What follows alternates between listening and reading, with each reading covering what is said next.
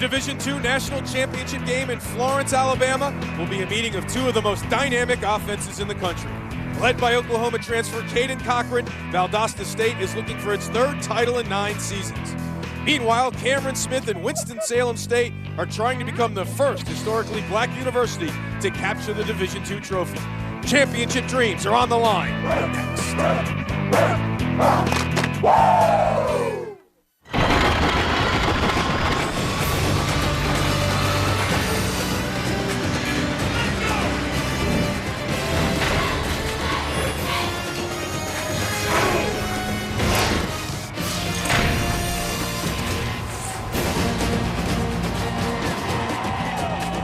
This is the 2012 NCAA Division II Football Championship presented by Enterprise Rent-A-Car. From Florence, Alabama, it's Valdosta State with a record of 11-2 out of the Gulf South Conference, taking on the Winston-Salem State Rams. The Rams come in with a perfect record of 14-0 out of the Central Intercollegiate Athletic Association. Both of these teams with high-powered offenses, and that is how they advance to the championship game.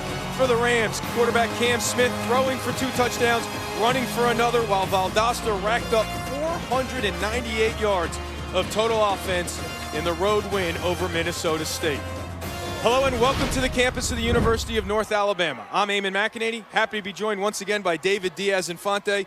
We will hear from Paul Carcaterra down on the field in just a minute. But David, you played in 2 Super Bowls, so you know better than anybody what it's like to take the field after a whole season of weightlifting, practices, games, film sessions, and here it is. It all boils down to one game for these two teams. Oh boy, I certainly do, and I can feel it right now, and you can feel the energy in the stadium. Both these teams, matters how they handle the pressure, the week of preparation, not just on the field, but off the field as well. Valdosta State has been here before. We'll see if Winston-Salem State can handle as well. Both these teams deserve to be here, and I love the pure playoff format of this national championship. Where else can you see the number 17 team in the country take on the number 2 team in the country for all the marbles? 2 explosive offenses, it's going to be exciting. You mentioned Valdosta State ranked 17th in the country mainly because of a slow start out of the chute back in September. Yeah, and for the Blazers, they started 2-2. It was after their loss to Western Alabama. They really decided to recommit themselves. They lost their focus. They decided to go 1 practice at a time, 1 game at a time, and then they rattled off 9 straight victories. They're a balanced team. They run the football, they throw the football, and Cochran, their quarterback, knows how to get it done. Like I said, they've been here before. They know how to handle this process. As for Winston-Salem State, the Rams last year had a perfect regular season as well, but came up short in the playoffs. They want to finish the deal here in 2012. They certainly do, and they are a talented, fast football team. And like I said, they have gone undefeated through the season. They're explosive on offense. They have athletes all over the field. They have bought into their coach's system, and that's why they find themselves 14-0 right now, a dynamic quarterback, and they believe they have more athletes in the field than most any other teams in Division II. Not just looking for the first title in school history, but looking to become the first HBCU school to win the Division II National Championship. And as we've alluded to, both teams led by their offenses.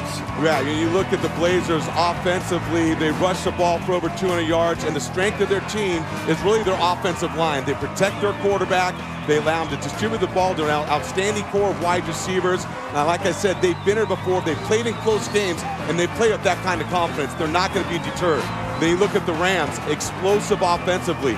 They're not afraid to go 5 wide outs. They'll put a tight end. They'll run with the fullback.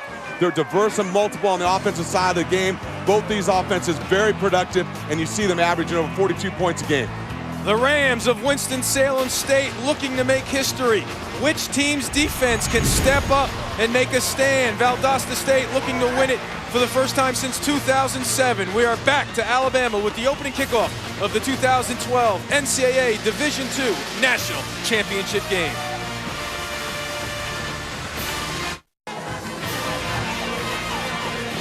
Welcome back to Florence, Alabama, moments away from the kickoff of the Division II National Championship game. Valdosta State, as we mentioned, here in the title game for the 4th time in school history. Their head coach, David Dean, won the national championship in his first year back in 2007, now in his 6th season with a record of 53 wins and 17 losses. Connell Maynor, a great player in his own right at Winston-Salem State, now the head coach. His 3rd season, a record of 35-3. Before we get started here, let's send it down to the field and check in with Paul Carcaterra. Eamon, when Connell Maynard came to Winston-Salem State 3 years ago, he took over a program that was 1-10. When I asked him this week what the journey to 14-0 was like, he mentioned that he had to challenge players' commitments to football to see if the players had what it took to be champions. The hard work and dedication was questioned. Many had to ask themselves if football the Maynard way was for them. The seniors on this team, like center Marcus Lawrence and linebacker Kendra Reed, who experienced 1-10 and are now 14-0, are tremendous leaders who know hard work is paying off and is positioning this program to win its first national championship. All right, Paul, thank you very much. Here in the Shoals region of Alabama, a damp morning has given way to some sunshine. Dry right now as we take a look at the temperature, 57 degrees, but there still remains a chance of rain. Winston-Salem State won the toss. The Rams elected to defer, so Layden Thayer will start the festivities. Number 26, Matt Pierce, back to return. Winston-Salem State in the red jerseys and white pants. Valdosta, white jerseys with the black helmets and black numbers. We are underway from Florence. This is Pierce from the 4. Across the 20, has the seam in the open field. One man to beat, he is past there. At the 40, the 30, the 20, the 10. Touchdown Valdosta, 96 yards. What a way to start.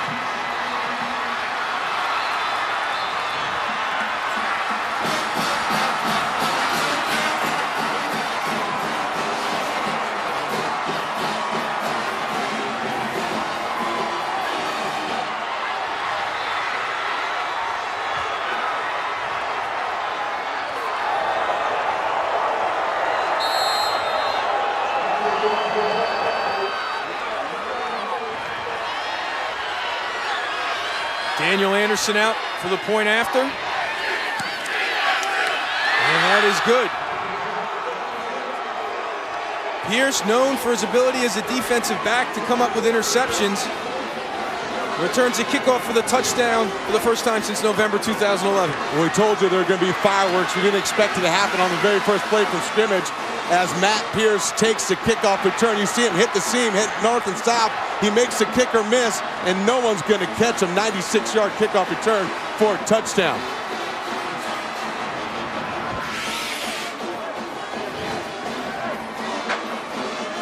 Their main kickoff return guy has been Quinn Robertson, number 4. But Pierce, the senior out of New Orleans, gets things going in a big way.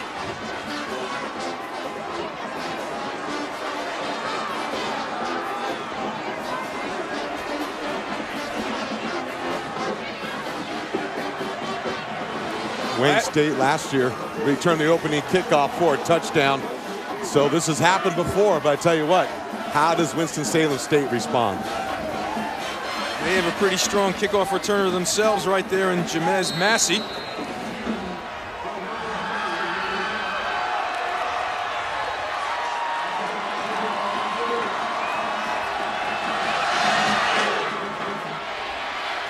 Short kick. This is Massey from the 16. And the short kick allows the coverage to get out there, tackled at the 25 by Davis Durham. Now let's take a look at our Northwestern Mutual game plan for success.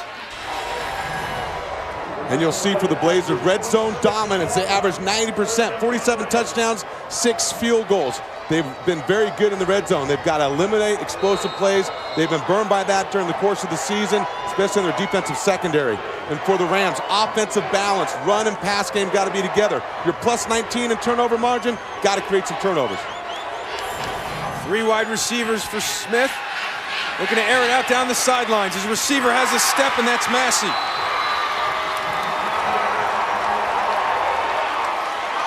A pickup of 37 yards. Interestingly enough, they went right to work on number 26, Matt Pierce. Wonder if Matt Pierce was still a little tired from that kickoff return, but this is what the Rams can do.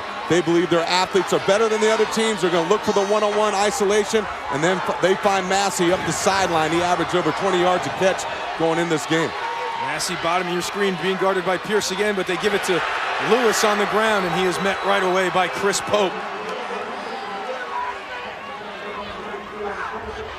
There's a look at Cameron Smith, fifth-year senior out of Garner, North Carolina.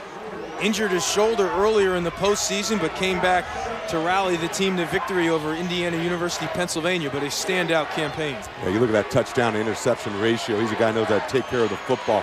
He's an athlete at the quarterback position, but he's a quarterback first. 2nd and 9 to throw, looking to set up the screen for Massey, well read by Pierce and the Valdosta defense. Lawrence Virgil right there up the middle. He is a difference maker for the Rams on defense. He's 6'5", 280 pounds, not your typical Division II defensive lineman. He's disruptive in the middle. As we take a look at Matt Pierce. So now 3rd and 9, they empty the backfield. 5 wide receivers for the Rams.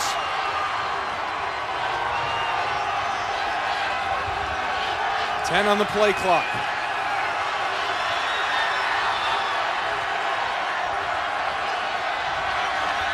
Smith over the middle. Pierce in coverage. No flags. Looking for Jawan Butler. Pierce knocks it away. Now 4th and long for Connell Maynor. He says the head coach doesn't like to kick. That makes things rough for the offense coordinator. Well, I tell you, they go for it more on 4th down than anybody. You'll see right here the one-on-one matchup. Matt Pierce, great break on the football. Left hand behind, right hand out in front. There he is, the offensive coordinator and head coach going for it here early on 4th and 9. From the Valdosta 36, the pump. He's got an open man, big hit. Isaiah Gresham came over and knocked out Jawan Butler.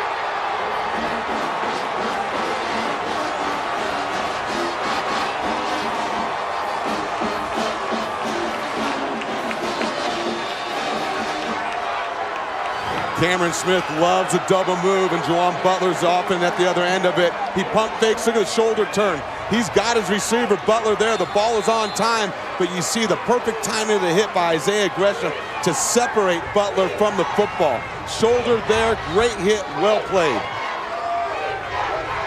Gotta love that, that's big time.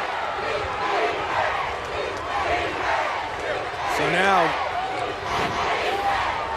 the Blazers go to work on offense for the first time. Caden Cochran is the quarterback. With time to throw, ball hit at the line. Let's send it down to Paul Carcaterra down on the field. I'm right next to Jawan Butler as he came off the field after that last pop. Shaken up, just got the wind knocked out of him. Expect the star receiver to be on the next possession for Winston-Salem State when they get on offense.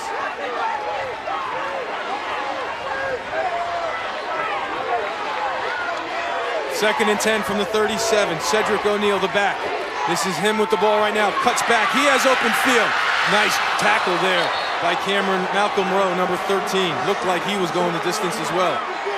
And you'll see that's one thing that the Blazers will do offensively. They don't play at the fullback. The wide receivers are effective in the run game, and they use him as a decoy at that time. Quinn Robertson, as they get the ball to Cedric O'Neal, and opens up that left side of the line.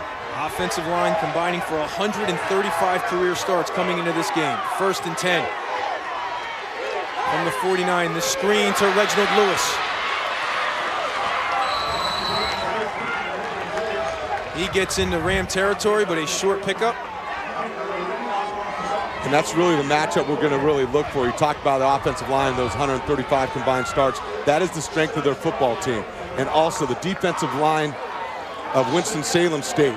They are the strength. They'll rotate 8 guys in there. They only give up 87 yards a game. And Valdosta rushes for over 200. So now a tight formation for the Blazers. O'Neal still in the backfield with Cochran. This is Robertson in motion. Cochran steps up, pumps, gets O'Neal. He makes a man miss and holds on to it. So Cedric O'Neal with the grab for a 1st down. 14-yard pickup. Cochran showing some mobility on that one. Yeah, Caden Cochran, he is an athletic quarterback. Recruited, is going to switch to wide receiver to Oklahoma. You see him pull the ball down. He knows how to take care of the football. And then just great timing and understanding between him and Cedric O'Neal in terms of uncovering downfield and making an accurate throw. So now they empty the backfield and spread things out. Cochran on the rollout. he's going to keep. And the Rams string it out pretty well. Carlos Fields making the tackle. You mentioned Cochran spending some time in Norman with the Sooners, or walk on there. We talked about he really is a very good athlete at the quarterback position. He knows what to do with the football. He's smart with it, takes care of it, and runs enough to be effective that the defense must contend with him. He was a state champ in the 100 meters in high school, Class AA state champ in Oklahoma. Again, the empty backfield, 5 wide receivers here on 2nd and 8. Quick release. Lewis makes the grab. Daniel Mungin takes him out of bounds. So that'll bring up 3rd. Looks like about 2 or 3. And that's one thing about Cochran. He distributes the ball around to a variety of wide receivers. He commands the game at the line of scrimmage, and they put a lot on him and give him a lot of responsibility at the line of scrimmage. You'll see him demonstrate that here today. 3rd and 3. 2 tight ends. Here's O'Neal. As a hole, quickly closed by Rowe.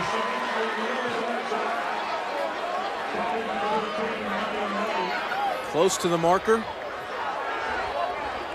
And they're saying short, 4th down.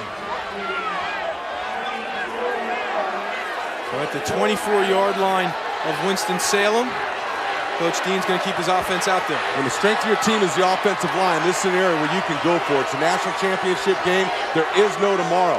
I love this call of going for it. Hang the hat on your offensive line. 4 players on that offensive line, first team all-conference. First time in the Gulf South history that's ever happened. They give it to O'Neal, and he has a huge hole. At the 15, at the 10, the 5, touchdown Blazers.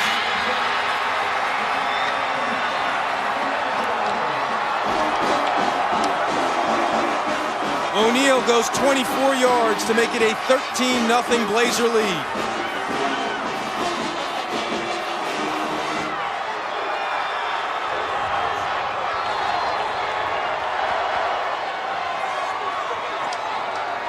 And that time, too, the Blazers come in with 6 offensive linemen. That's their form of a heavy formation. That offensive line does a great job on that inside zone. And Cedric O'Neal is off to a great start here today.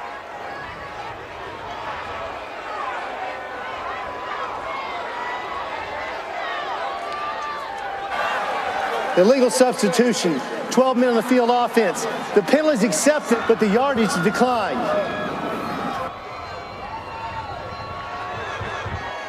So a penalty on the Rams before the kick. It'll be enforced on the kickoff. So now Anderson back out there for a second PAT attempt early here in Florence. And it is 14-0 Blazers. So Valdosta and Coach Dean looking for their first title since 2007. They've been here before, and they were ready for the big-time moment right from the start. First, it was Pierce taking the opening kickoff to the house. Then Cedric O'Neal from 24 yards out, and just like that, the Rams are in a 14-0 hold.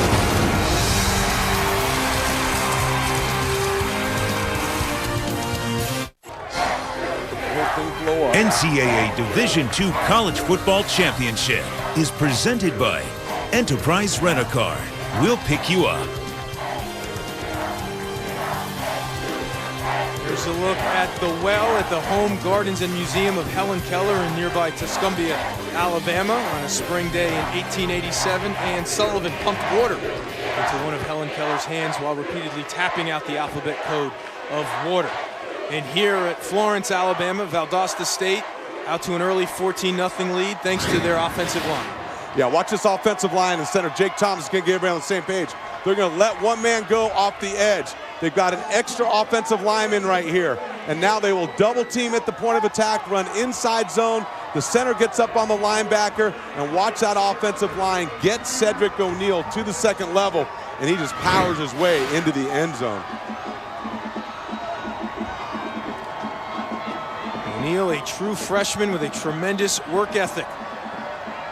Goes 24 yards for the score. Jake Walker on the kick again, Bryce Sherman. And there's a look at Massey back to return. Another high but short kick, and it'll be Sherman from the 12.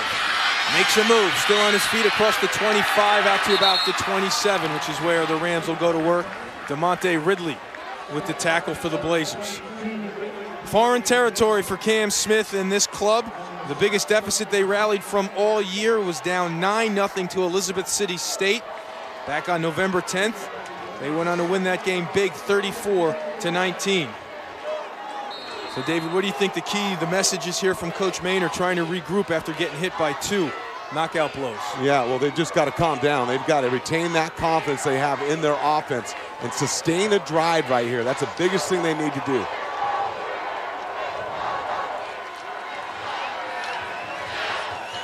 Lewis, the back, has it there, nothing doing at all, a loss. As he was swarmed by the Black Swarm, Tyler Josie and Lawrence Virgil leading the way. Let's take a look at the impact players for the Rams. We talk about the outstanding quarterback, Cameron Smith, 42 touchdowns, only 9 interceptions. He's a dual threat athlete. He's going to have to get them going now. And Massey, he's a big play guy in the run game and as a receiver, as a speed sweep guy and in the screen game as well. And Carlos Fields, the middle linebacker, leads that defense. Instinctive, great ability to diagnose. He plays with speed, and he is a hitter. So it's a loss of 3. The play fake to Lewis. Smith with time over the middle has Massey for a first down. He gets across the 45, brought down by Lance Holder. A 22-yard pickup.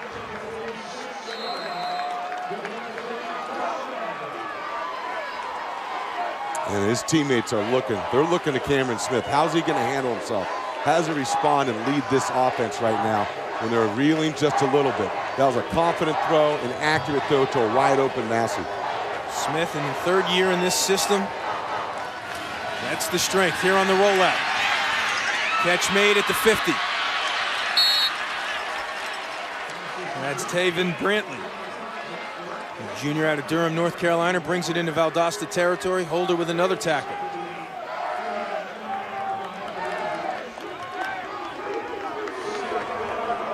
So now it'll be 2nd and 5 for Smith. And the Ram offense as they look over to Coach Maynard and get the play.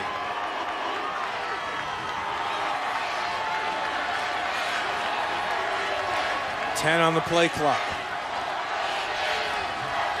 The pitch to Lewis. Fumble! Blazers come up with it. Lance Holder. The recovery, Ryan Smith with the strip. All Valdosta right now here in Florence.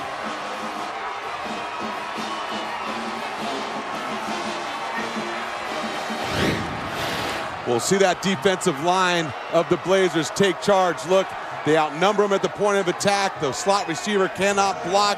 Number 31, Ryan Smith, causes the fumble, and the Blazers recover the fumble. And I tell you what, it's all going their way right now. Defense coordinator Seth Wallace telling us Ryan Smith, the most athletic guy on the team. Some NFL scouts have come to check him out just based on his pure athleticism. So now a perfect opportunity for Cochran in this offense as there's a flag before the snap. It's going to be a false start on Valdosta. Gerald Ford, false start. Number 19, offense. 5-yard penalty. So that'll back up the Blazers. Still looking to take advantage of the 30-second turnover created by that man's defense. Coach David Dean. And it's really been the Blazers through the playoffs that have had to come back from deficits. Now they find themselves on top early. What they've got to do is find a way to keep the pressure on Winston-Salem. 4 wide receivers for Cochran, O'Neal in the backfield. Cochran still has it. Decides not to pitch it and goes down. Justin Wilkerson there for the tackle.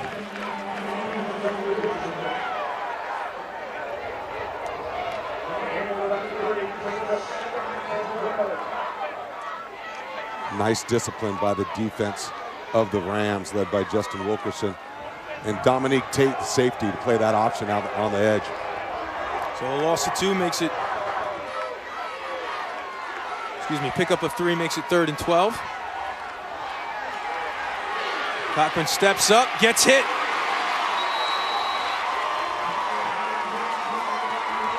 Donnie Owens.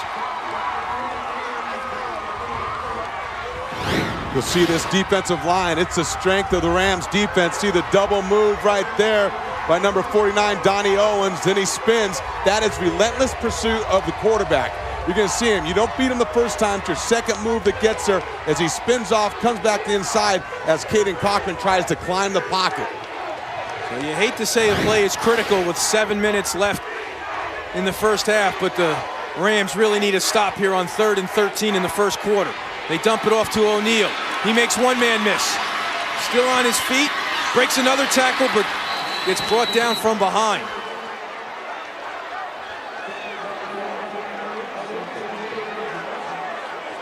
Owens, Pulliam, and Mungeon involved in the tackle, so now David Dean close enough to think about going for it on 4th and 4, but he's going to send out the punting team. Well, I tell you what, it's great to see Cedric O'Neal. Last week, held only 4 attempts and 3 yards rushing. The week before, he was a man with 194 yards against Carson Newman. Last week, it was Austin Scott. These guys take turns. Now Anderson out there looking to pin the Rams inside the 10, and look at that high kick. Perfect bounce and placement, and down at the 8. There is a flag down about the 7-yard line. 35-yard kick. If there's an advantage in special teams, it's got to go to Valdosta State. Winston-Salem has issues in special teams all season long. There's no foul on the play. There was 11 players on defense.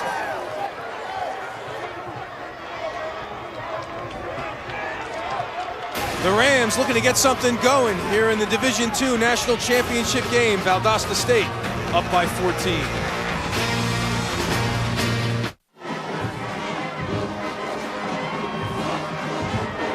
Welcome back to Florence, Alabama. The Winston-Salem State Band trying to fire up the Ram football team as the Rams are down early 14-0 to Valdosta State. Valdosta State in Georgia.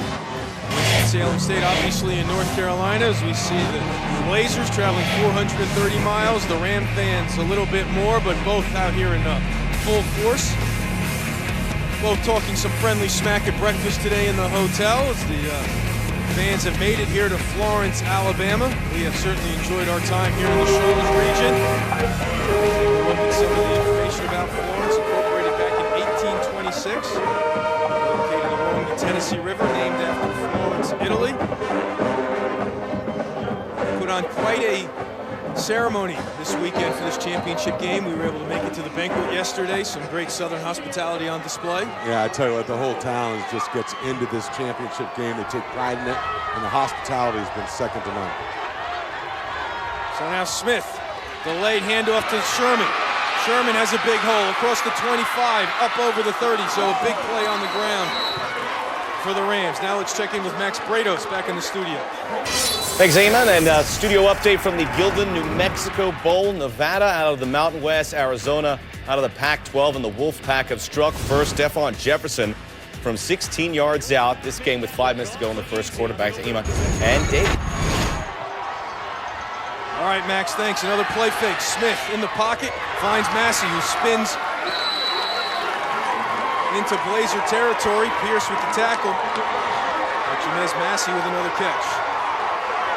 You can see, even in their first 3 possessions, the explosive ability of this Rams offense. They have playmakers all over. What they've got to do is sustain these drives.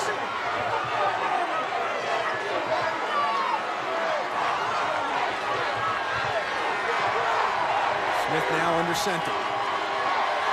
Delay handoff to Sherman. He gets hit right away by Jeremy Grable. Nothing doing on that draw for Sherman. Sherman had a big game last week for Coach Maynor, as David mentioned. Maurice Lewis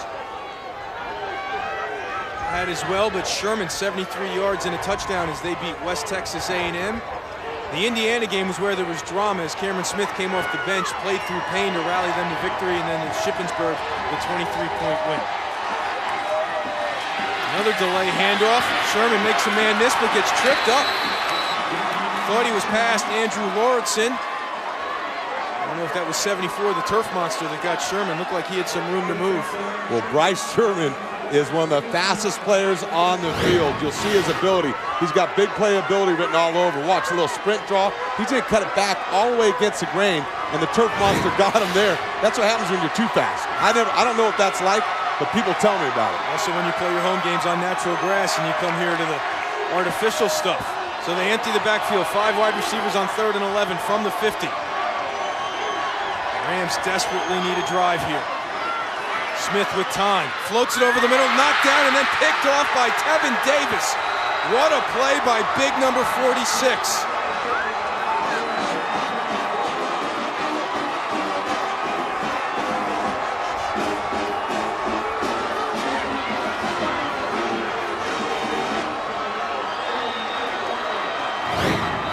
Watch what they do defensively. Tevin Davis is going to drop into the short area. He's just going to read the quarterback's eyes and get in the throwing lane and gets up and makes an athletic play.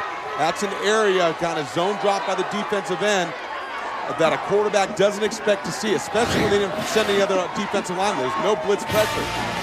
It was 2 deep man. Linebacker in high school looked like one on that play. Again, Caden Cochran in the Blazer offense in great field position.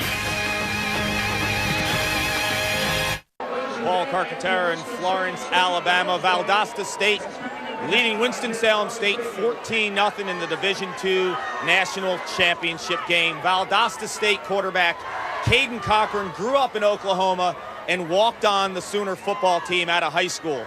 On May 23rd, 2011, his family lost their home in a tornado.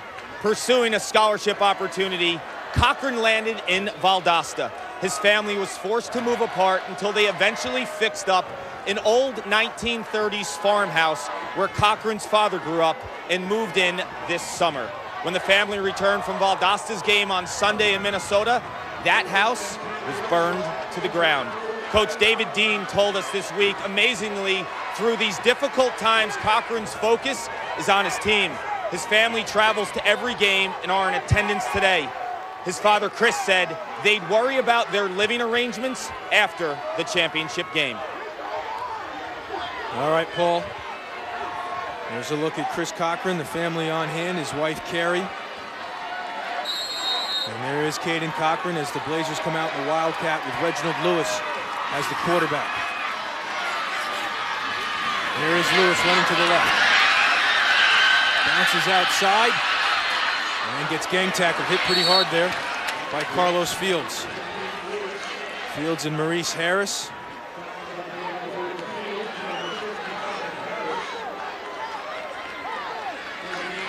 Now Caden Cochran back out onto the field. Played 8-man football growing up in Oklahoma at the start of his high school career. Now here's Austin Scott. Short gain there. Brought down by Daniel Mungin. Mungin Jr. out of Savannah. You mentioned Austin Scott last week. 158 yards with 21 carries and a touchdown. I really like his demeanor when he runs with the football. So now 3rd and 4 again. That Winston-Salem D trying to come up with a stop to keep it at 14-0. Cochran with time. Incomplete. Looking for Robertson. Thrown off his back foot. So good coverage by the Ram defense. 4th and 4 now for David Dean. Big Barry Tripp providing some pressure there. Forced Cochran to throw that ball off his back foot. Got to be careful throwing the wide side of the field off your back foot.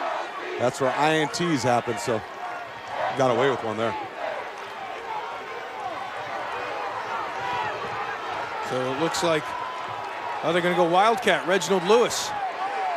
Massey's back to receive. It looks like the Rams are in punt formation. And now Lewis is back there as a Wildcat.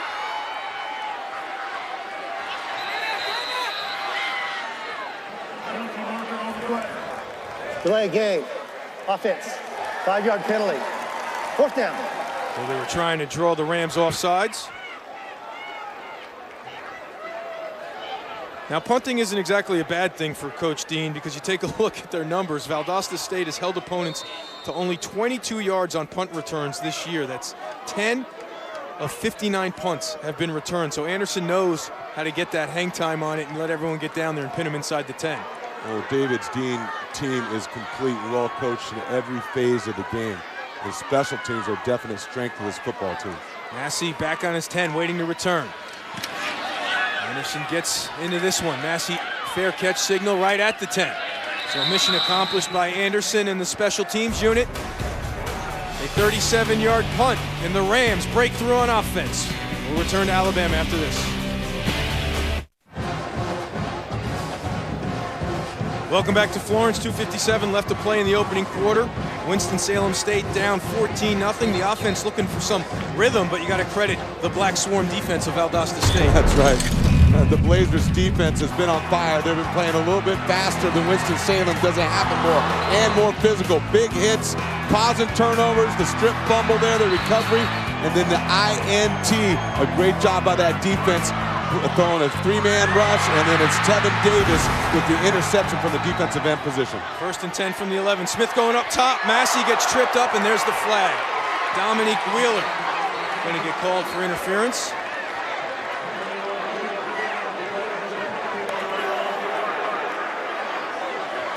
Pass interference. Number 21 hits. 15-yard penalty for the previous spot. Automatic. First down. No doubt about this call. You see the speed of Massey, and he kind of gets tripped up, and I think he would have been fine, but his right hand goes up and grabs Massey in the back. Good call by the officials. And that brings it out to the 26. Juwan Butler and Jamal Williams lined up to the left. Massey top of your screen at the right. Quick screen. This is Williams. Pierce there to meet him. And then Jeremy Grable got over there as well. Take a look at the struggles of the Rams on offense. Complete foreign territory for this club this year. Yeah, absolutely. The first possession ended on downs as they went for it on 4th and didn't convert. And then a fumble and an interception by the Rams. It's hard to get. I don't care how explosive you are. You've got to get some continuation of drives. Turnovers are the killer. And it's something they normally don't do. Now it looks like they flinched here on 2nd and 3, so that'll make it 2nd and 8. False start. Number 85, offense. 5-yard penalty. 2nd down. Obviously, Coach Maynard not happy with that call against Jerry Chandler, senior at High Point, North Carolina. And that's a big tight end right there. He's hard to miss. He's really an extension of the offensive line. So now trips to the right. They give it to Lewis. He fights through across the 30, hit by Chris Pope and Tyler Josie. Tyler Josie, one of the leaders of that defensive front. Great job of scraping down the line of scrimmage. You see that black beard of theirs. Fear the beard, right? They started growing a bunch of guys on the team, and they won't shave until they win the national championship. All right, David, you're Coach Maynard. You got a 3rd and 3 here. You had nothing going at all on offense. What are you dialing up? They talked about maintaining their balance. They've got to find a way to get the ball. I run it. There's the pitch to Lewis. Stiff arms, keeps his feet, goes out of bounds. Good job by Lewis to stiff arm Jeremy Grable, and they get the 1st down. And just another facet of this offense, a little speed option. They're really multiple in what they do. As soon as you think they're going to be a downhill run team, all of a sudden speed option comes down on a critical down. They're able to get to the perimeter and convert. Back to Lewis. Lewis has a hole. Gets across the 45. Pope brings him down. NFL Sundays start on ESPN at 10 a.m. with Sunday NFL Countdown as Chris Berman and the gang have the latest news and updates from stadiums around the league right up to kickoff. And at 11 a.m. on ESPN2 Fantasy Football Now is the latest news and injury reports to help you set your lineups and predict the top fantasy performers. Critical games in the NFL this weekend. And then Lewis gets the handoff, fighting hard to get to midfield. Andrew Lauritsen with the tackle. So another 1st down here for the Rams on this drive.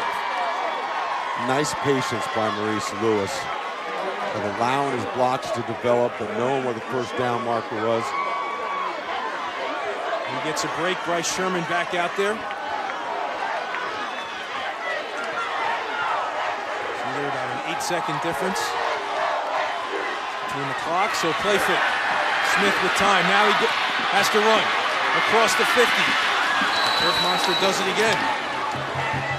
And that should do it for the first quarter. And even though he doesn't really like to run, he has the ability to get out in the open field. Winston-Salem State finally moving into Valdosta territory, but the first 15 minutes, all Blazers right from the opening get-go. David Dean saw Matt Pierce take the opening kickoff 96 yards for a score. The defense made some big plays, and so did the run game. The Blazers off to a hot start. They're up 14-0. We're back with the second quarter after this.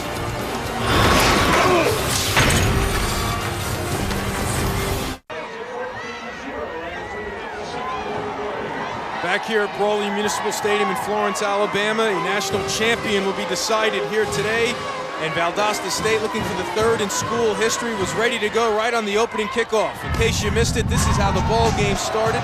Matt Pierce catches it on his floor, hits the wedge, and he is off to the races. 96 yards later, 7-0 Blazers.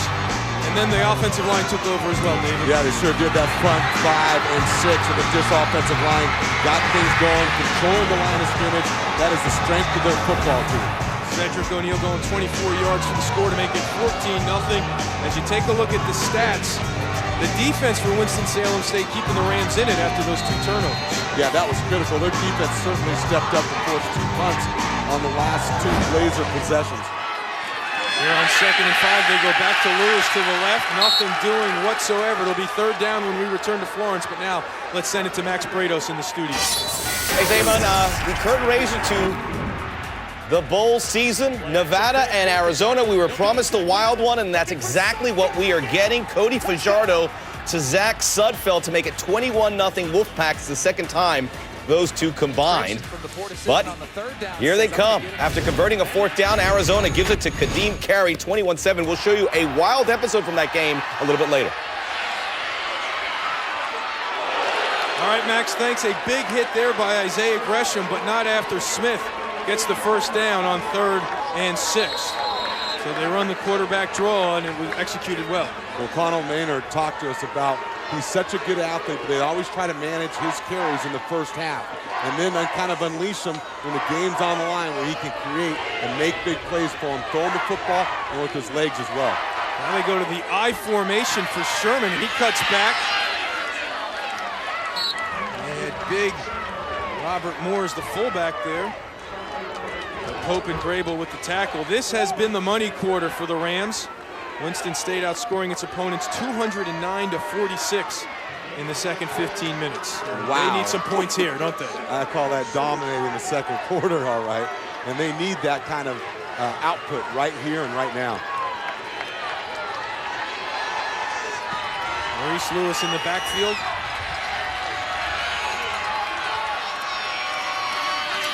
Fullback leading the way. Gresham comes up and makes the hit to force another 3rd down for the Rams. You see Robert Moore, 275, the fullback, trying to get a block. Couldn't spring Lewis. That's when you're trying to get physical right there. So now 3rd and 6, again looking for a conversion. They ran the draw for a pickup the last time. Now they empty the backfield, 5 wide receivers.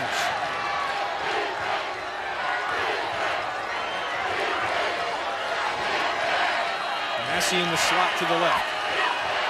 He's been the favorite target so far. To the out, too high. Coaching staff for Winston-Salem State looking for a call. There's the coach at Maynard getting after the officials, but it brings up a 4th down. Well, Coach Maynard's not used to that. They love going to that empty formation. They feel they get their athletes one-on-one in space is an advantage for their team at all times. And they're going to do it again, this time from under center. 4th and 6. Looking for a spark. Now Smith backs up. 8 on the play clock. 7 now. 3. Smith scrambles, dumps it off, catch made. It's Massey. Looks good. Looks right at the marker. I think it's going to be a little bit short. And again, you see Cameron Smith buying time with his legs. This is close. We're going to bring the chains all the way across the field.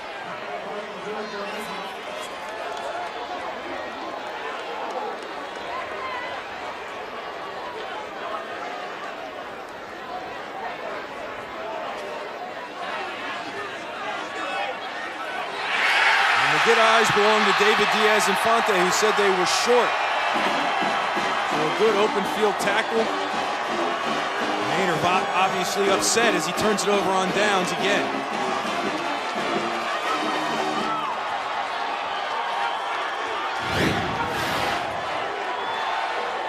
And you'll see the shallow crossing route by Macy right there comes down short of the first down marker as Cameron Smith buys some times and makes the throw.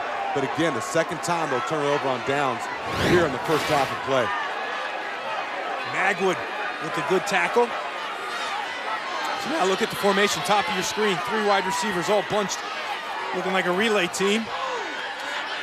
This is Robertson. Carlos Fields with the tackle.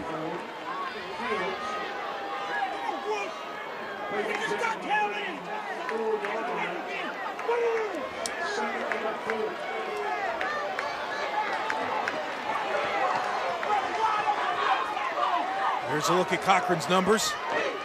Now stacked up both sides on 2nd and 3. This is O'Neal. Hit hard right at the marker at about the 38. Hendry Reed with the stop. Malcolm Rowe involved as well. Yeah, Malcolm Rowe, he's like a linebacker playing that safety position, and he will lay the hammer on you. Coaches think he's got the ability to play at any level. 6'2", 200, great athlete. They say he can dunk with ease. So now another unique formation. You see stacked receivers on the slot there. And 1st and 10. This is Robertson on the dump off. Gets a step on the sideline, step out of bounds. They call it Titletown, USA, Valdosta, not just because of the success of the college football team, but all the schools in that area. As you take a look at some of the information, founded back in 1906, where you see 2 national championships. They love their football down there now. Coach Dean telling us, well, every day I drive to work, I drive past the sign that says Titletown, USA. So yeah, you could say there's a little bit of pressure on us. He loves it though. Here they try it to the other side in Lewis. Into Ram territory. Brought out of bounds by Reed.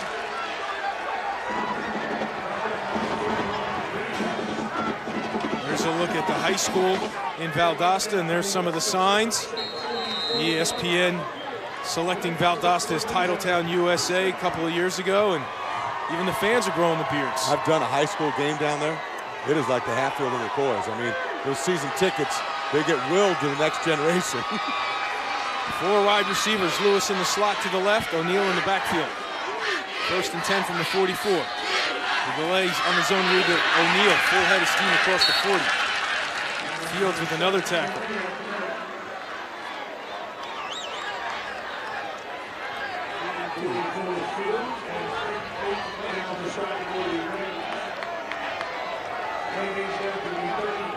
Dean took over in 2007 for Chris Hatcher, who went to Georgia Southern.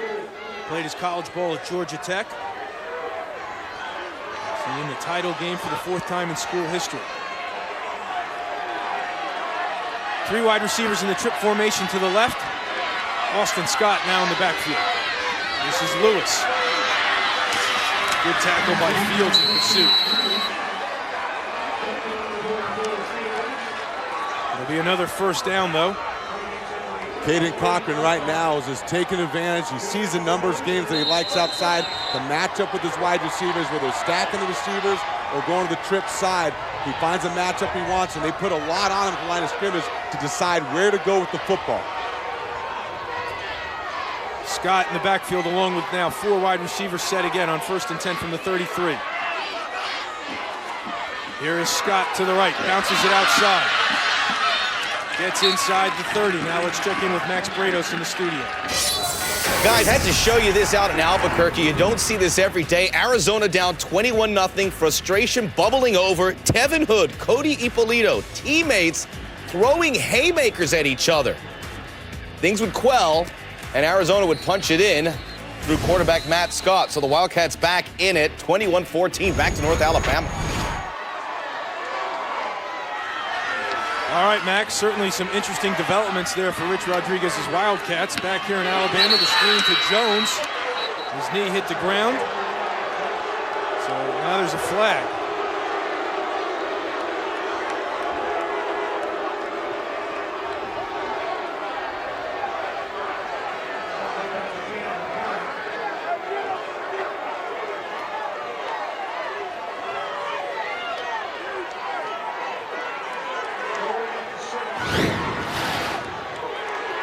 You'll see Cochran make the throw quickly outside to Shantavius Jones. The knee is down. Looked like it was down before he caught it. I agree. I thought he picked it up. We do have replay here in the Division II championship game. Looked like there was movement. Scott breaks through, chugs hard for another 1st down. Things starting to get chippy here. And now there's a flag. This could go against the Rams for offsides. Offsides, number 55, defense. That point is declined. The play results in a 1st down.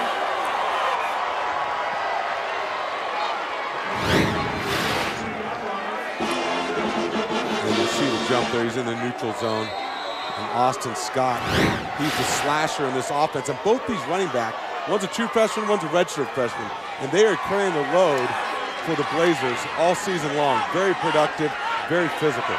Here's a look at Cedric O'Neal back out there now.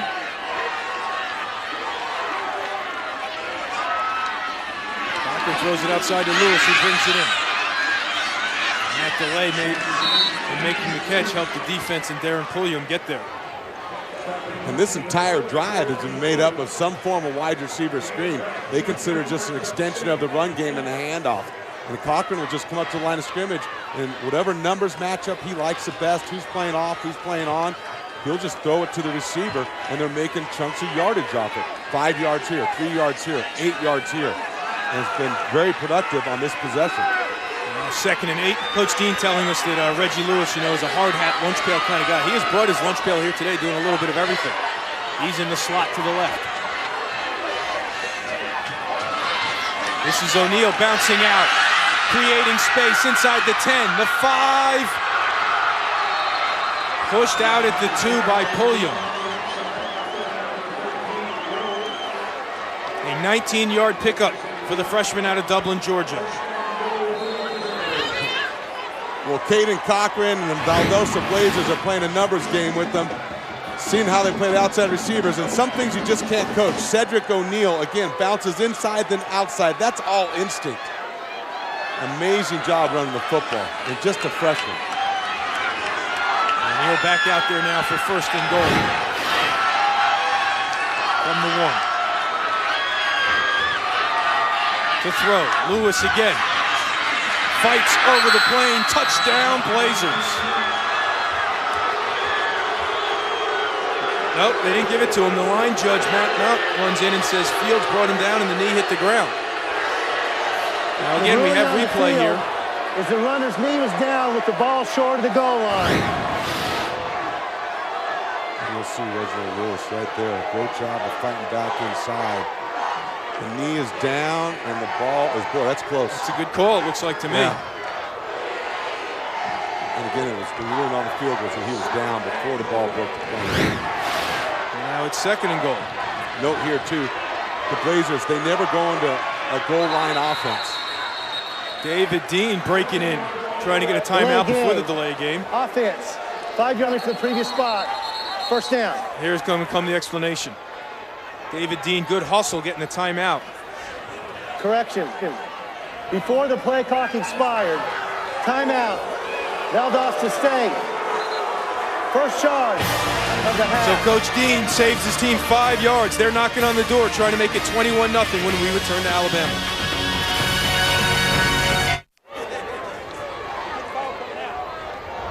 That's how close Valdosta State is from making it 21-0 here at the NCAA Division II National Championship game. David Dean getting the timeout in time before the delay game penalty on Caden Cochran. So now they go out for 2nd and goal. Yeah, the point I was trying to make about Valdosta is that they never go into their heavy personnel except for right now down the goal line. Typically they spread people out and want you to play your base defense. Now they come out after the timeout. They throw a tight end in, they put their fullback in, and that tight end is an extra offensive lineman. Trent McGuire, the fullback, 36. There's motion. And Cochran keeps it on the sneak. And now it's a touchdown, Blazers.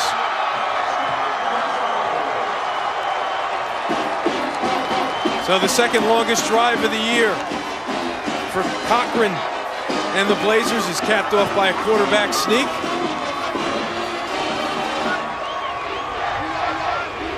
They go heavy, they put 2 backs in the backfield, and they quarterback sneak. I love it.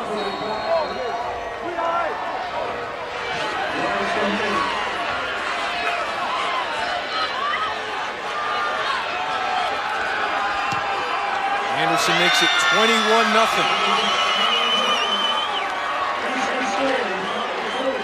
So Mr. Cochran sees his son lead a 13-play, 72-yard drive, 6 minutes and 52 seconds. Cedric O'Neal with the big, powerful run, the bounce outside all the way down to the 1. And the quarterback punches it in on the sneak. The Blazers in great shape here in the first half.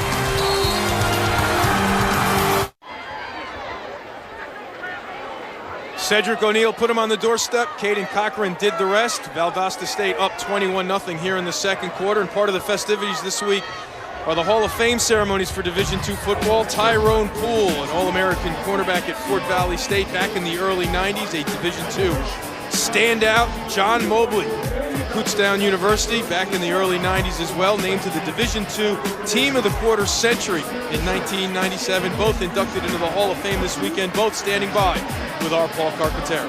Thanks, Eamon. I'm with Tyrone Poole from Fort Valley State, John Mobley from Kutztown, and John's son, Tyson Mobley. Both of you were inducted last night into the Hall of Fame Division II football. We'll start with you, Tyrone.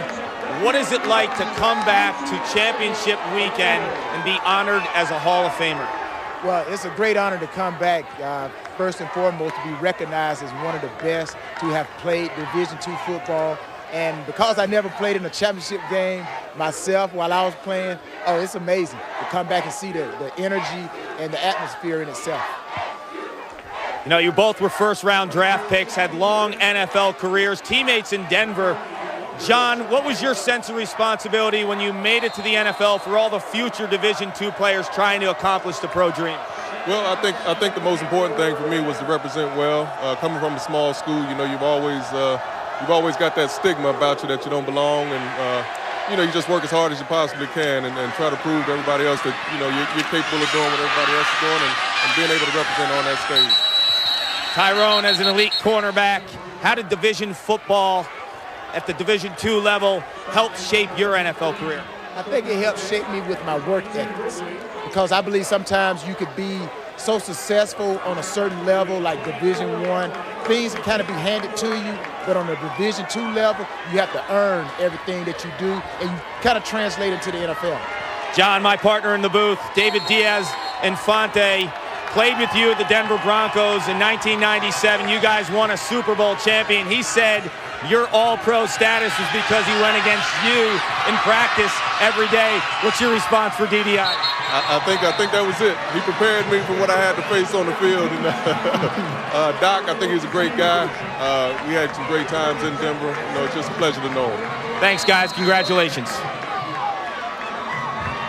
John Mobley actually played with both those guys. Tyrone Poole spent a little time with the Broncos too, but John Mobley and I was there when he was drafted. You want to talk about an athlete, the linebacker position. Great player. During the interview, a big completion to Massey, but there is a sack by Lawrence Virgil. 6'5", 278, and explosive. He gets to the quarterback for a loss. Back to the interview, you mentioned being there when John Mobley. We'll talk about that, but here we take a look at the explosive big man. Lawrence Virgil, he's saying his length, you see that move and the ability to turn his hips sideways. The length on the interior gives him a tremendous advantage, especially at this level. He set up the screen to Lewis. Hope read it well. Lewis had to wait for the ball to get there, so not much doing on that play. This defense of Earl Chambers is playing with such confidence right now. They're feeding off what their offense has done. And I tell you what, I love how fast they're playing. Earl Chambers and Seth Wallace, co-defensive coordinators for the Blazers. Take a look at Pope. He had 21 tackles against Carson Newman in the quarterfinals, so he has no problem finding the ball. But now 3rd and 15 for the Rams. They empty the backfield.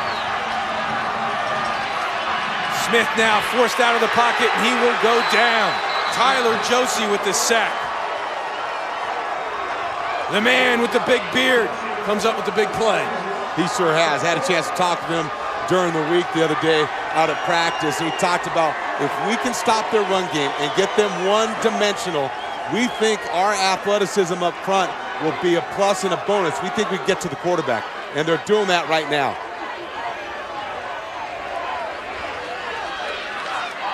So another punt here for the Blazers. That's why they don't like to kick very often. A very short kick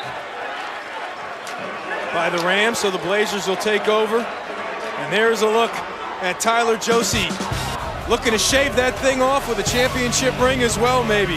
Valdosta up 21-0. NCAA Division II College Football Championship. Spread us in our college football studios coming up at the half. We'll show you all the action from the first game of the bowl season in New Mexico. We'll also give you a preview of the BCS championship game and remind you how close Notre Dame came to not playing in it. For now, back to Eamon McEnany and David Diaz-Infante in Florence, Alabama. All right, Max, thanks a lot. During the season, Connell Maynard's offense has averaged 42 points a game. Right now, they are being blanked by Valdosta State as the Blazers are back out there with the ball at 21-0. Eamon McEnany along with David Diaz-Infante and Paul Carcaterra.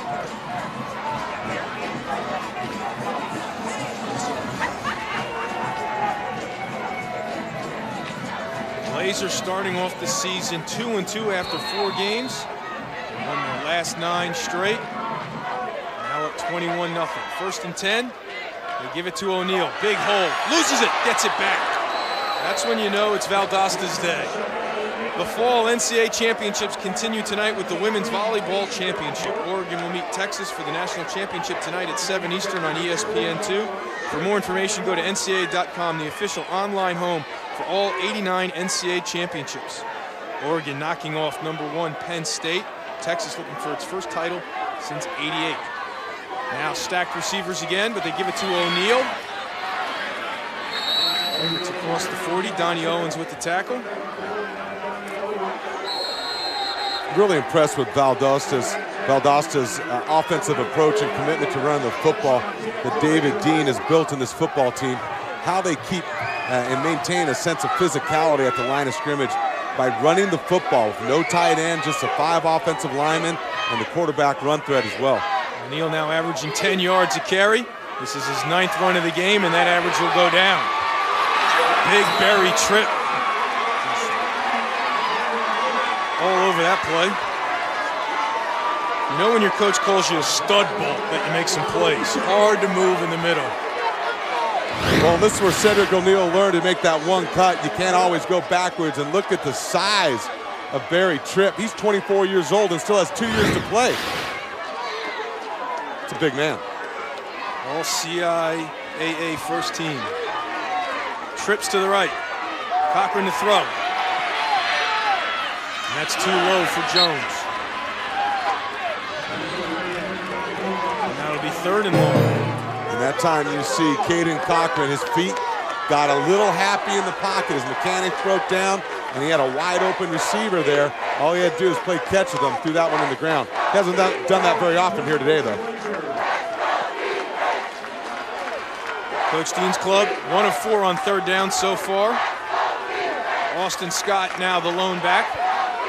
3 wide receivers in a trip set to the top of your screen. Jontavius Jones all by himself, bottom left.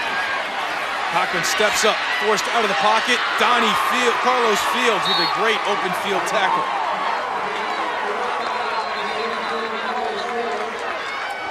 We talked about Caden Cochran being a 100-meter guy in high school. Watch Carlos Fields show the speed.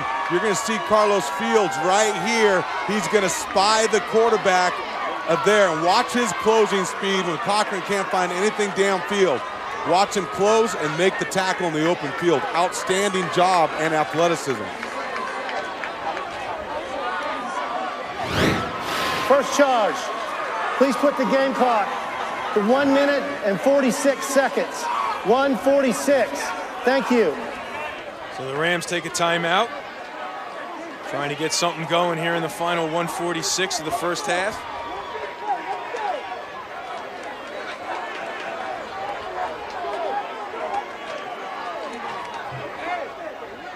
Capital One Bowl Week continues today on ESPN as Chucky Keaton and number 22 Utah State make their second straight trip to the famous Idaho Potato Bowl, taking on David Fluellen and Toledo's explosive offense. The famous Idaho Potato Bowl today at 4:30 on ESPN and also available live on Watch ESPN. Fluellen expected to return after spraining an ankle back in November against Akron, one of the most explosive players in the MAC. Big year for the MAC, obviously, in the regular season. And right now here, the Rams looking for a big return from Massey. Another boomer from Anderson. Massey's going to give it a try, and he gets tripped up right away by number 3, Chris Kasperi. So a 46-yard punt, no return. Special teams continuing to be a strength for Valdosta State. Well, every time that Valdosta State has had to punt, they have pinned the Rams back in deep in their own territory. Once in the inside at the 8-yard line, the 10-yard line, and now the 12 or 13-yard line. Outstanding job punting the ball and really forcing the Rams to work on a long field. All right, you're Coach Maynor. You need points desperately. You got 137 to work with. What's the approach? Well, you got to let your quarterback make some plays for you. They're an excellent screen team as well. And there you see Virgil breaking through to blow up that play. Smith dumps it off. Now, he did not get it past the line of scrimmage, it didn't look like, as our officials have a meeting here. There's no foul for intentional grounding. The quarterback was out of the pocket, and the ball made the line to gain. Second down. I apologize, that looked short of the line to me. It was close. It was very close. I mean, he backpedaled pretty far back there before he let it go, but it goes the way of the Rams. So now 2nd and 10, 5 wide receivers. To the out. Catch made by Butler. First down. 2 timeouts left to work with for Winston-Salem State. Well, Winston-Salem, too, they're used to working up-tempo. This is who they are and what they do. They've just got to get some rhythm offensively.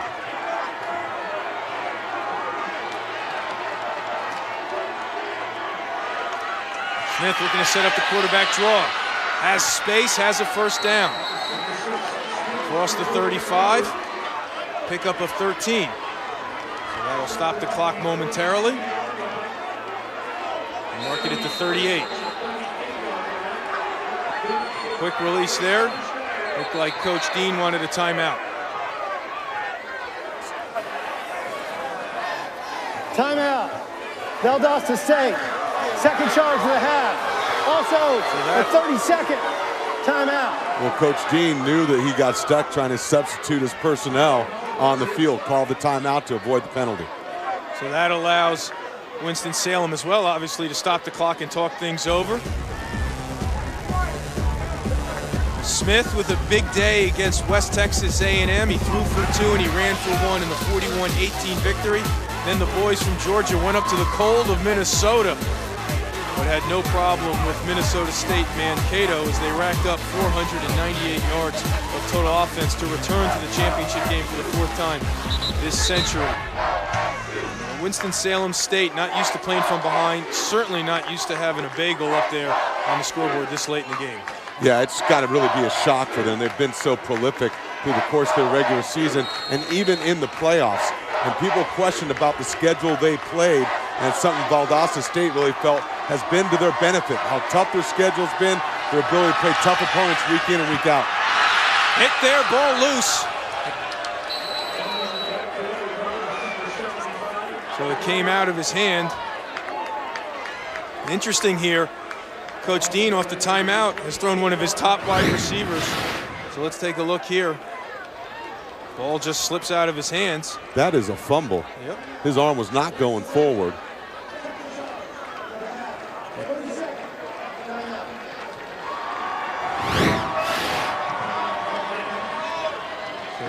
So there's a timeout here with 1:07 left to play.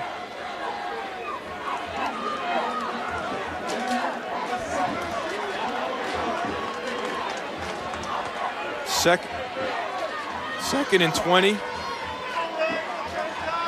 Not much's gone your way so far for Coach Maynard. And the offense, one of the reasons we're talking about why they have the 0 up there is the defense. Yeah, they certainly have. They created turnovers. They played fast against a team that was supposed to be faster than them. Done a great job making them turn the ball over on downs, and again, frustrating the quarterback and getting after him in every phase of the football game on all 3 levels. Outstanding job by this Valdosta defense. So there's a completion to Juwan Butler. Gets across midfield and tackled by Shontavious Jones, their standout wide receiver, out there playing cornerback on this possession, maybe trying to avoid the jump ball. So number 1, 6'4", 193, the wide receiver. Now he's stuck out there. He doesn't know what he's doing. So they're going to have to take another timeout, it appears. Timeout. Valdosta State. 3rd and final of the half. 32nd timeout.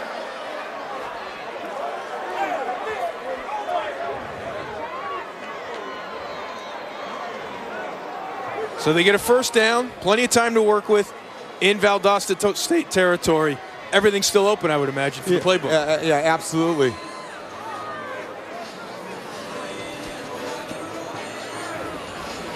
And again, the tempo's starting to catch Valdosta right here, exchanging their personnel. We talked about Shontavious Jones being out there at wide receiver. They like the matchup with his height, trying to prevent the jump ball, an extra defensive back. But again, they get caught. I think they're trying to work him back out of the field or trying to tell him where to line up.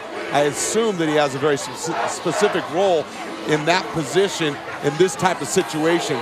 Coach Dean obviously coaches up that situational football as good as anybody. But again, where you're not used to doing it all the time, boy, when the team lines up in different formations, different personnel grouping, you really got to know where your role is. Now you would think they would be ready for the hurry up because it's pretty obvious that they need to do it. But Jones stays out there, the wide receiver, bottom of your screen left.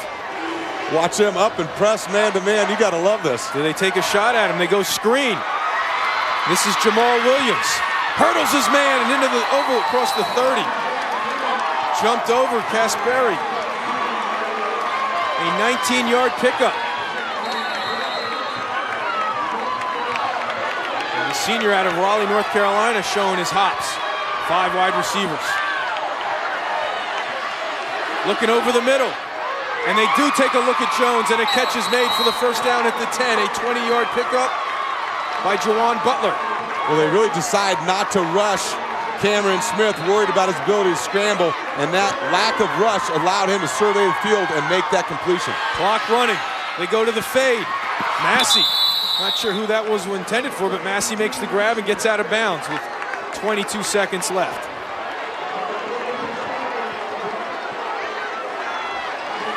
Now again, Winston-Salem State with plenty of timeouts if they want to talk things over here. 2 timeouts left, 22 seconds. Might want to save it to keep the running play on the menu. Yeah, with 2 timeouts, that's still an option right now. Kevin Brantley, bottom of your screen. They roll out. Can he get rid of it? Tevin Davis in pursuit, tripped him up. What's the call? And there's intentional grounding, a huge call. Intentional grounding. Number 6. Ball be placed to the spot of the foul. Loss of down. 3rd down. A Huge call. This one obviously did not make it back to the line of scrimmage. Yeah, what a play by Tevin Davis. Under the situation, you're tired rushing the passer. They come out in a two-back formation, maintain your discipline and containment of the quarterback on a quarterback keep pass. That is outstanding. So there's a runoff, 12 seconds left. Again, 2 timeouts left for Winston-Salem State. 2 seconds left because of the 9-second. So there it is, 3rd and goal, and now they're going to take a timeout. You mentioned the great play by Tevin Davis. Interesting story. When he was recruited by Valdosta State, didn't qualify originally. And Seth Wallace, the defense coordinator who recruited him, and he made a promise to Coach Wallace. He said, look, I let you down, but I'm going to get eligible and I'm going to get back and I'm going to play for you. And he lived up to that promise, and now he's making big plays. That play right there may be the difference from Winston-Salem getting in the end zone or not before the end of the first half. Watch him, number 46. He goes upfield. Great discipline, and the timing of that is outstanding because you're in the rush, hurry-up offense.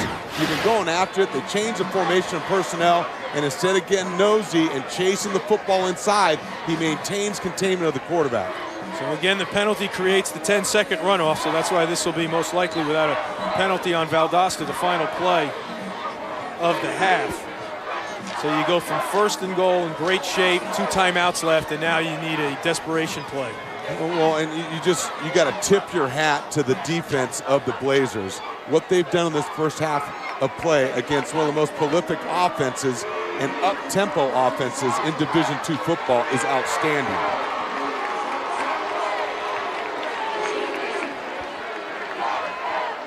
So now the officials are ruling that they're giving them the 10 seconds back because they took a timeout.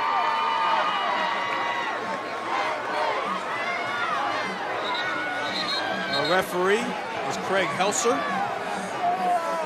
So here in Florence, they put 12 seconds back up on the clock. So Winston-Salem got the timeout.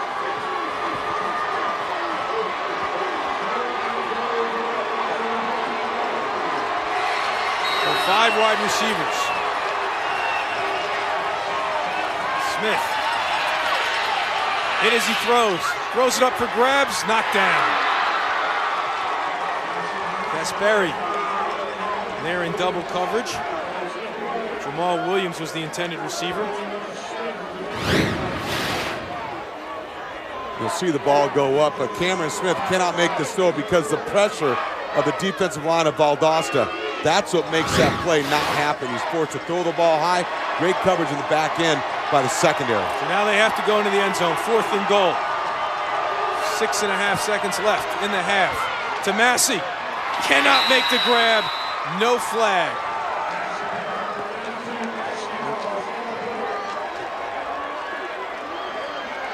Or is there a flag somewhere out there? The offense is staying on the field. Maybe they don't realize it's 4th down.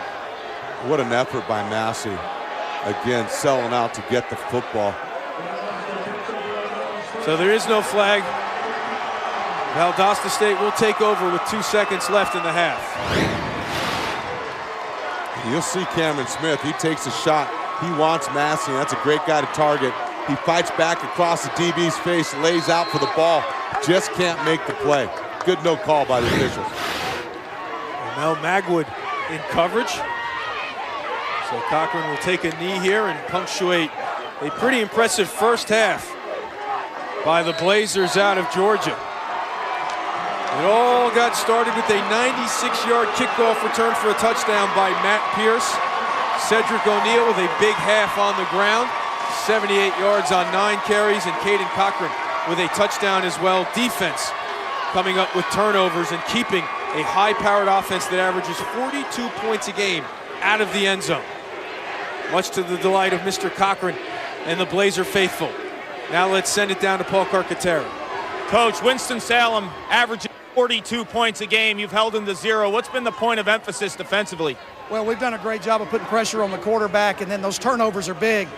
And then also the 2 4th down stops, those are drive killers for them. You know, if we can keep converting on 3rd and 4th down, that's going to help us out. You're right around 100 yards running the ball. How do you continue to have success on the ground in the second half? Well, we got to keep coming off the ball and mixing up what we're doing. We're mixing in our screens with our throws, with our runs, and our offensive line's doing a great job. And our perimeter guys blocking out wide are doing an outstanding job and giving us yardage. It's just a glorified run when we throw those screens outside. Thanks, Coach. David Dean, 30 minutes of football away from his second national championship as a coach. The Blazers, 30 minutes away from their third. They lead 21-0 at the half. Now let's join Max Brados in the studio with the Sports Center halftime report. Thanks, guys.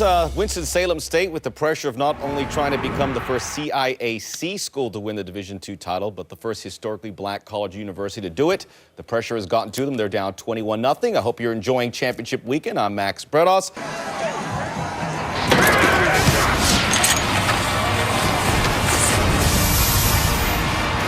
Welcome back to the 2012 NCAA Division II Football Championship presented by Enterprise Rent-A-Car. Winston-Salem State dominated action this year in the CIAA, and if they're going to finish up 15-0 champions, they will have to pull off the greatest comeback in the history of the Division II NCAA Football Championship game. Welcome back to Florence, Alabama. Eamon McEnany along with David Diaz-Infante. And David, every coach goes into the game saying, I want to execute well in all three phases of the game: special teams, offense, defense. Well, that's exactly what happened for Valdosta's David Dean. Yeah, they certainly did. In every phase of the game, they dominated, executed very well. And offensively, they got off to a quick start, opening kickoff return for a touchdown. Then their offense just kind of fed off that momentum. 2 more touchdowns. But defensively, boy, they played lights out against a very explosive offense. Well, as you mentioned it, we got started with a bang here in Florence, Alabama on the opening kickoff. Matt Pierce. Yeah, we talked about Pierce takes it to the house, and that really got things going and got momentum in Valdosta's favor. Again, taking it all the way to the house for 96 yards. And then it was Cedric O'Neal. The offensive line dominated the line of scrimmage, helped them really get things going in the running game. And then defensively, you're going to see number 31, Ryan Smith, cause a turnover. Again, forced Winston-Salem into 3 turnovers in the first half as Tevin Davis picks that one off. And then red zone defense is where they really shine. Again. We revisit your keys to the game. We're looking for some red zone dominance out of the Rams. Whoa, 1 for 2 right there, but defensively they're also able to dominate in the red zone. And then eliminating the explosive plays. They've given up 4, but again, 3rd down and 4th down they were excellent, and then in the red zone they were as well. And then although the Rams have been balanced offensively, turnover has been the difference for them in terms of getting things going and turning the ball over on downs. The half ended with the Rams coming up short in the red zone. They get an opportunity right here at the start of the second half on the kickoff. This is Sherman from the 10, across the 20. Gets out to about the 25. Let's check in with Paul Carcaterra down on the field. Eamon, I just spoke to Winston-Salem head coach Connell Maynor. I asked him, how do you generate some offense? You've been blanked in that first half. He said he's actually happy with the offense. They're outgaining Valdosta. They have over 250 yards of total offense. It's the turnovers that concern him. The 2 turnovers have not allowed his offense to get into any flow. I also asked him, what specifically can you do to really ignite this offense? He said play action passes, get the running game going, and take some shots downfield. All right, Paul, they also turned it over twice on downs. So Maurice Lewis starts as your lone back. They go under center, and here is Lewis cutting back across the middle, across the 30. As they try to get that running game going right out of the gates. You know, the other thing, because of their lack of an efficient kicking game, they're not able to chip away at some points. And that's been a difference, too. That's why they're kind of forced to turn the ball over on downs. They've only made 2 field goals all season. And they're also not strong in the punting game, but they go back to Lewis here on 2nd and 5. Lauritsen with another tackle, number 74 for Valdosta, so that sets up a 3rd down. There's big Lauritsen. He's big country, they call him, and he's all country. Great job of dominating the center, Marcus Lawrence, the all-CIAA center right there, maintaining his gap and making the tackle. He's made it very difficult on them inside on the running game. Here's a look at Marcus, the Gene Upshaw Award finalist for the best lineman in Division II football. So now 3rd and 3. Smith to pass. Here comes pressure. He gets away from it. Rolling out, airing it out down the sidelines. Massey can't get to it. There's a flag.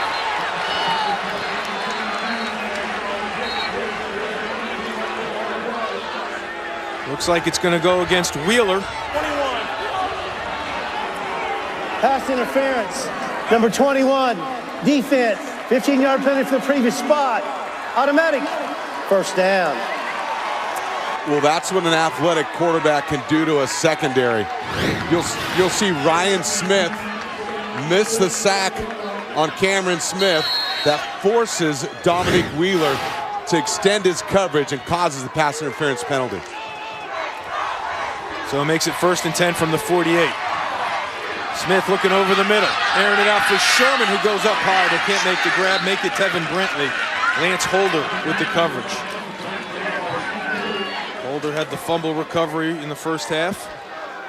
And their blanket coverage to force 2nd and 10. And that's one thing this offense will do, is they're going to continue to fire away. And it puts pressure on your secondary to maintain their discipline, the same discipline they had in the first half. Again, keep things in front of you. And they also tackled very well in the first half, which was big on the list of head coach David Dean. On 2nd and 10, they bring back Robert Moore as the fullback, but movement on the line. Michael Sabb. That'll make it 2nd and 15.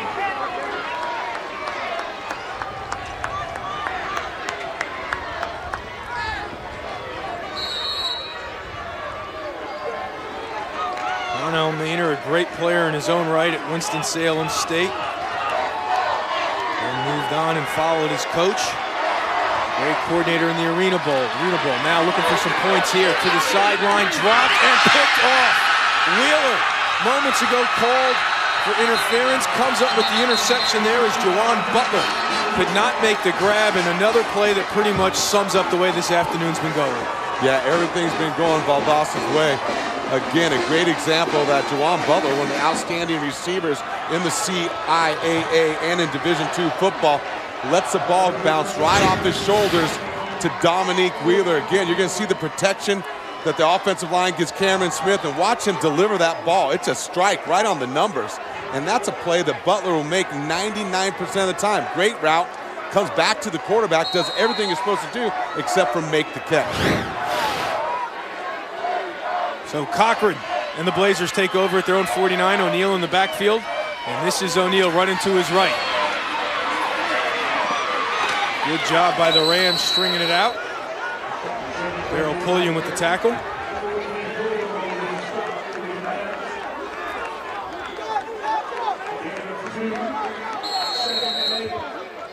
So he picks up 2 yards, 2nd and 8 for Coach Dean.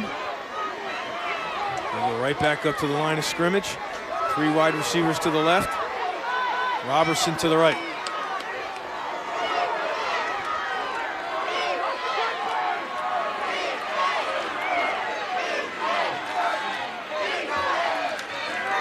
Cochran looking to throw. Can he make the catch? They give it to him. Robertson keeping it off the ground. Had his hands under it, they say. So that'll be a 1st down for the Blazers. Caden Cochran had the protection. Again, the ball a little bit off the mark, but Quinn Robinson with the focus on the football. Kind of tipped it to himself on his back.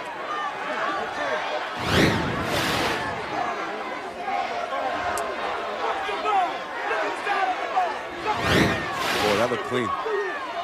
So here's O'Neal running up the middle. Casey Davenport there for the tackle. Coach Maynor pleading his case with the field judge Mike Block. It's only looked up side. How about that? How about if he look that way, the owner so he go the other way? He's giving his best case right there. Stacked receivers to the left and the right here on 2nd and 8. They give it to O'Neal, who bounces his way to the 35. Gets tripped up by Dominique Tate. And now there's a late flag.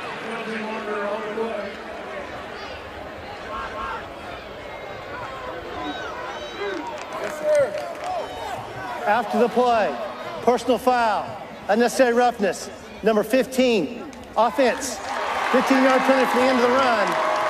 Third down. That goes against Reginald Lewis, and that's going to back up Coach Dean's club. That was close, working a little extra, trying to get a body on another defender. Officials thought that was after the whistle. And David Dean telling us this week, Reginald Lewis, hardest working player on the team. Guess he worked through the whip past the whistle on that one.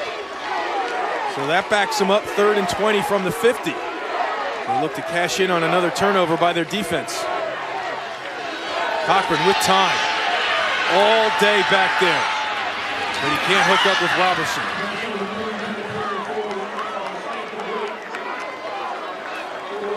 So the Ram defense forces a punt. Boy, great protection by that offensive line. He had all day to throw the ball. I'm curious why he didn't give a shot to Shontavious Jones, who had one-on-one coverage down the field. At 6'4", he can play that jump ball and high point it as well as anybody. I think it was worthy of taking a shot. Anderson and the punt coverage team has been excellent here today. Massey back at his 11. Now they go rugby style. A low wobbler, right up the middle. Massey thought about it.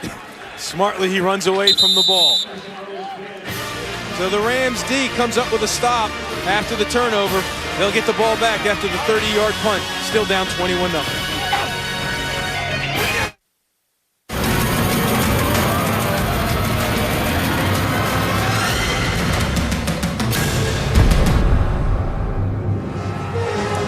We are back to Florence, Alabama in the second half of the NCAA Division II National Championship game. All Valdosta State so far this afternoon as they lead 21-0. Monday Night Football coverage continues on ESPN starting at 6:30 with Monday Night Countdown served by Applebee's. Then at 8:30, Mark Sanchez and the Jets take on Chris Johnson and the Titans. Jets, Titans, Monday at 8:30 Eastern on ESPN. Sanchez and the Jets looking to make it 3 straight. I thought you were going to say the surging Jets. The surging. It looks like they carried away with... You know, if I had a nickel for every time I heard ugly win the last couple of weeks in the New York area. Rex Ryan will take it. And the Rams looking to take some points here, but they misfire on that deep ball for Jamal Williams.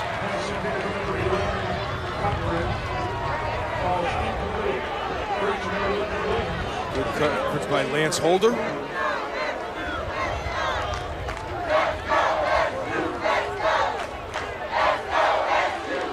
They've tried a little bit of everything. They've rolled Smith out. They've tried the run game. They just haven't been able to sustain anything, obviously. They've picked up yards. You know, they've got explosive plays. They just can't finish things. Now here's Lewis tripped up at the line of scrimmage. Scorched through for a short gain. Again, it'll be a 3rd and long conversion attempt for the Rams. And you got to remember, this is a team in Winston-Salem that came in plus 19 in turnover margin. They're usually the ones winning the battle. I mean, Valdosta is also very good at plus 12, but something had to give, and so far, that turnover advantage is gone to Valdosta.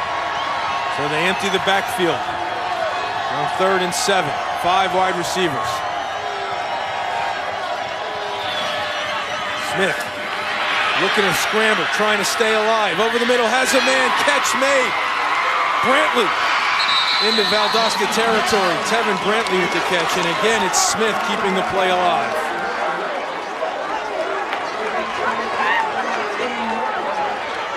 Again, Cameron Smith's ability to extend the play, it is so difficult and stresses the secondary of any team when you have a quarterback that can extend the play. For your coverage to hold up that long, extremely difficult. Smith looking to his left, pumps, brings it back. And that's going to be almost intercepted by Wheeler. That one was pretty close to becoming 27-0 Blazers.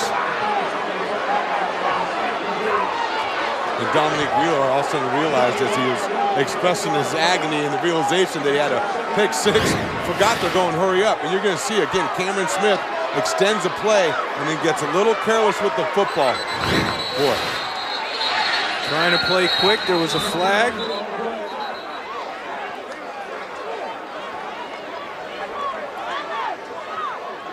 Might be offsides or illegal shift.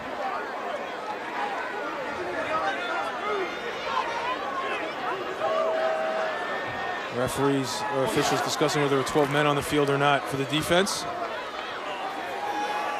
Illegal substitution. Number 86, defense. 5-yard penalty for the previous spot. Second down. So Lawrence Virgil didn't get off the field in time. So that makes it 2nd and 5.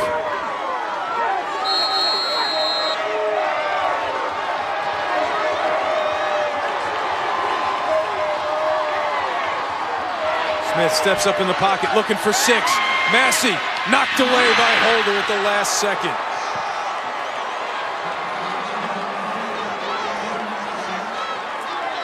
We mentioned the conference and the level of competition that they play in the regular season.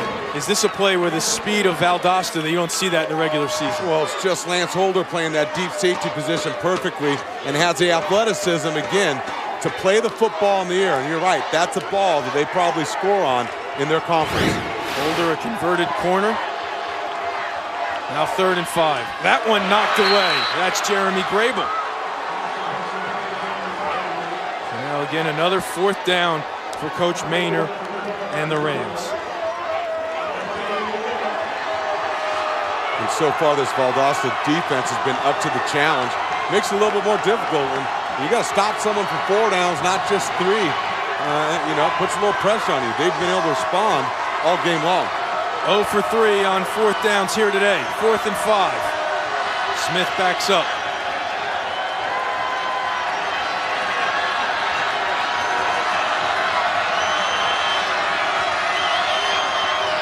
Looking for the quarterback draw. And it's there. Pope came up, but too late. Smith lunges out for the 1st down. And usually, so far, Valdosta has been keeping a linebacker in to spy and take care of that, Cameron Smith. And I think Chris Pope was trying to tap his defensive line and go, look, I'm out of the box. One of you guys got to spy the quarterback. Smith now looking for 6 again, and Massey, and touchdown.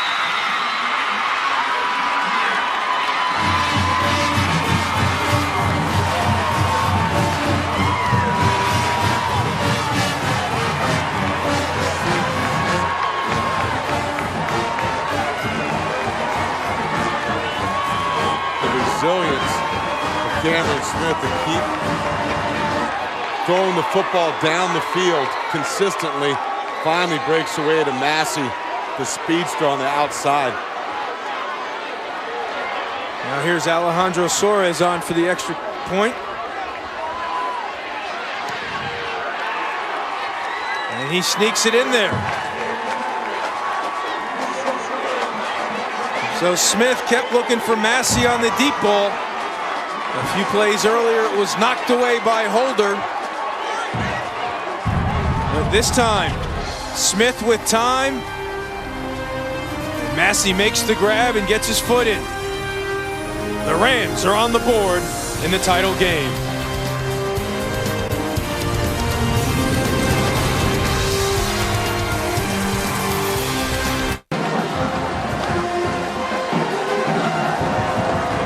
The team from North Carolina is starting to make some noise here as Winston-Salem State breaks through and gets on the board. It's 21-7 with 9:25 to play in the 3rd quarter. Cameron Smith delivering his 43rd touchdown pass of the season as the Rams go 8 plays, 80 yards. Yeah, watch this matchup right here. Here's Massey right here. He's going to get a free release and go downfield and run a corner route to the end zone. This linebacker is concerned about the run here. So he's cheating inside by the quarterback, and he's going to give Massey a free release on the safety that's 12 yards, 14 yards off the ball.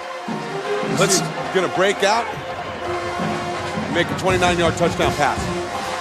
Let's check in with Paul Carcaterra. Well, guys, if you recall, just a couple plays before Massey went into the end zone, that pass was broken up. He came off the field upset, talked to his position coach, went back on the field, adjusted to that route beautifully, caught the touchdown pass.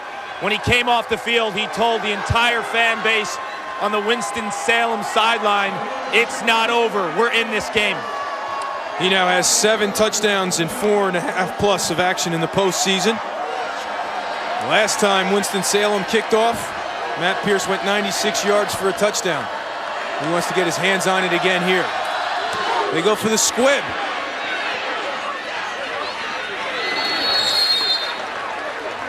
And Chaz Matthews, excuse me, grabs it and hits the turf. Matthews, a linebacker, probably not used to running with it.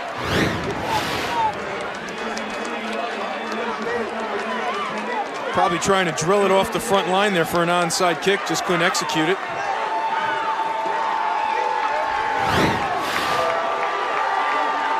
So Cochran back out there now. This time it's Austin Scott in the backfield. Well, the Rams with a little bit of life and momentum here after being dormant for the whole afternoon. And here is Scott.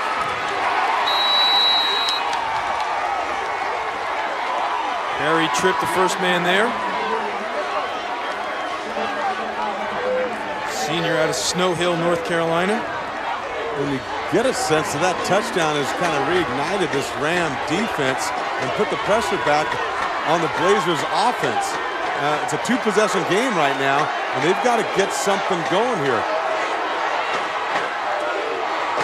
2nd and 8 movement. Looked like it was on the All-American Ryan Schrader. The left tackle.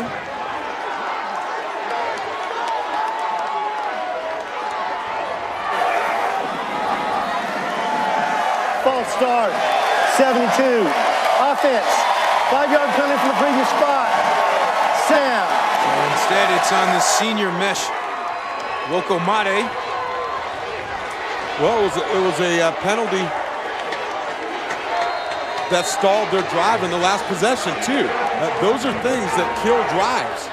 And they're a smart veteran football team. They can't afford to do that. That's a good point on that last drive. A big 15-yard penalty on Reginald Lewis. Cochran now forced out of the pocket. He got rid of it dangerously. They make the catch, Robertson. But that'll be a loss as Marcus Campbell was coming in from the edge. And Justin Wilkerson there as well. There's two things right there. One, the pressure of the defensive line of Winston-Salem State, collapsing the pocket, and then Cochran throwing the ball dangerously out to the flat with loft on it. And then Robertson making a catch he should have been going incomplete.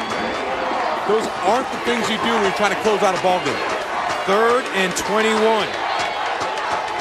Do they play it conservative or do they take a shot with a 14-point lead? Cochran steps up. Hit as he throws over the middle. Gerald Ford cannot make this sensational one-handed grab. Ford's been quiet. Haven't really mattered as you're up by 14, but Wilkerson again bringing the pressure on that one. That was the matchup they were looking at. The outstanding offensive line for Valdosta. Again, getting pressure with the 3-man rush. He's going to climb in the pocket and throw the ball up over the middle. I tell you what, a great job by Malcolm Rowe to avoid making the big hit. Instead of hitting a defenseless receiver, he goes up, makes a play, and avoids contact, incomplete pass. Massey gets bumped, and there's another penalty. An easy call as Matthew Browning interfered with Massey making the catch.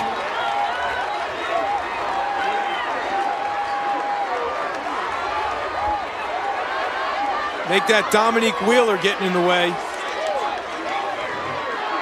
So they will tack on here. No return, obviously.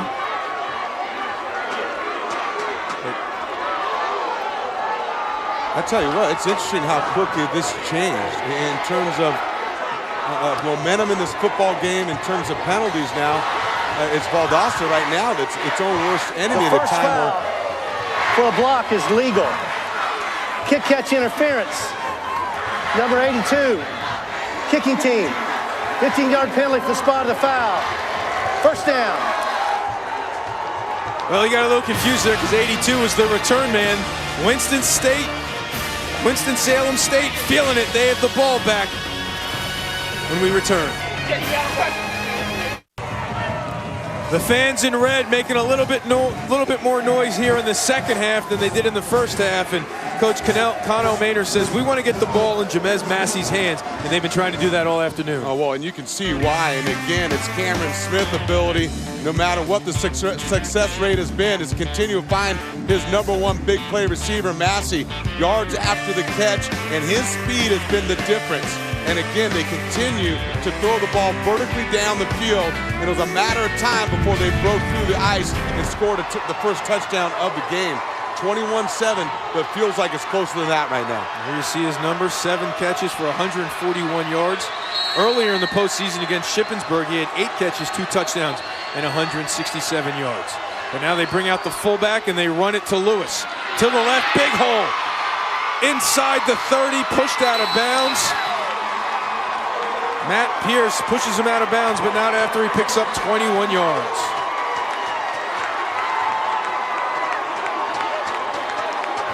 Again, I love how they come back in the 2-back formation. Look at the big fullback get the kick-out block on Ryan Smith, and that's the only space Maurice Lewis needed. Nice chunk yardage in the running game. Nice to get back to pounding the football. They're going to try it to the right. No, they're throwing it back, and they had it well read, but Pierce is going to get called for holding. Now Pierce is going to look for a taunting call on Massey as Massey got it right in his face.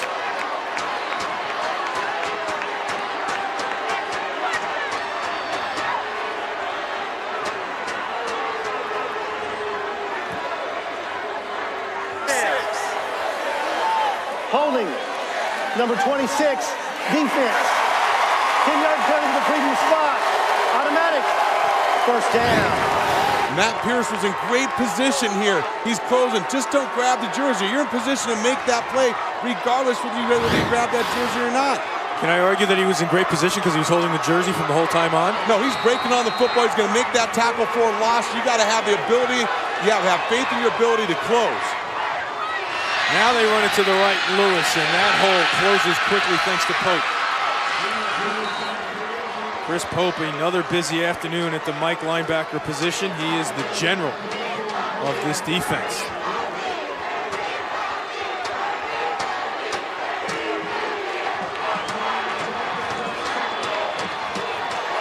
Lewis bottled up so far this afternoon, 47 yards on 14 carries.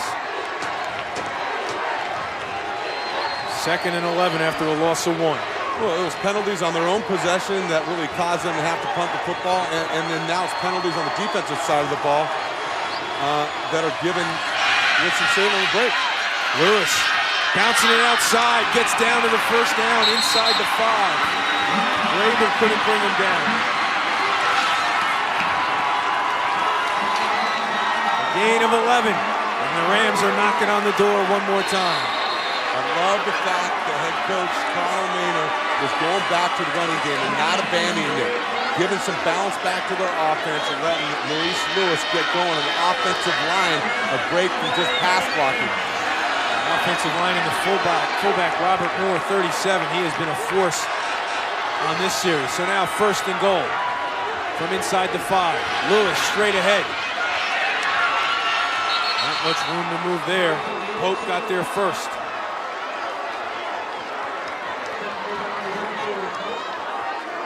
And this is where the Blazers defense has been good. They've given up yardage, but in the red zone, they've shown the ability to tighten things up. Can they continue to do that right now?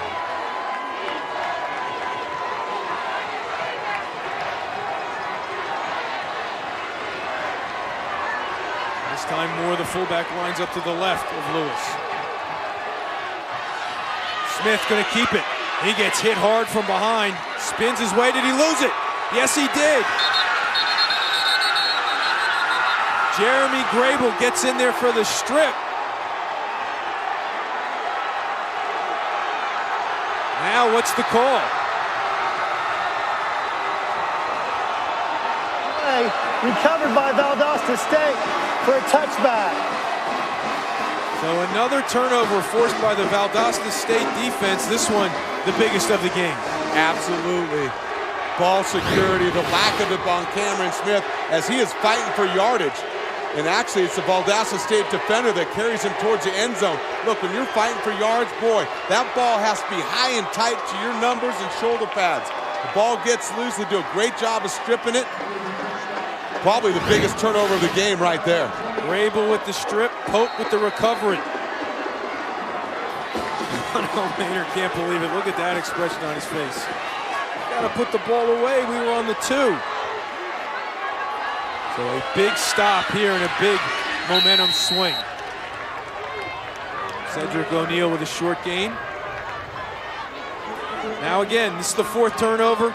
So far, Valdosta State has 0 points off 3 previous turnovers. Now let's see if they can cash in here, but that was more preventing points than taking advantage of. Yeah, it was. Either way, their offense has to find a way to get something going, control the tempo of this game right now. It's up to that offensive line to take charge now. 2nd and 8. The zone read play goes to O'Neal. Carlos Fields with the tackle.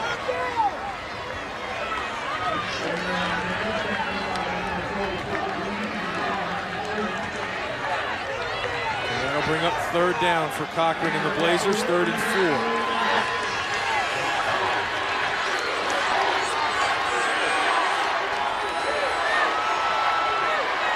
1 of 7 on 3rd down conversions for the Blazers. Rams showing pressure. Cochran sees it. Wonder if he tries to hook up with Gerald Ford again. 19 and White's been quiet. Cochran looking that way. Went to Robertson instead. And they give him a completion along the sideline.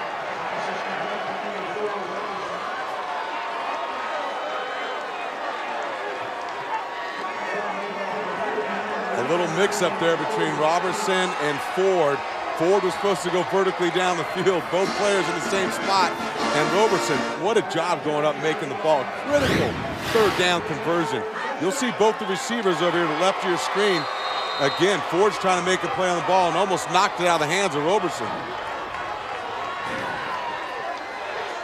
Nice concentration by Robertson as he got popped as well by Pulliam.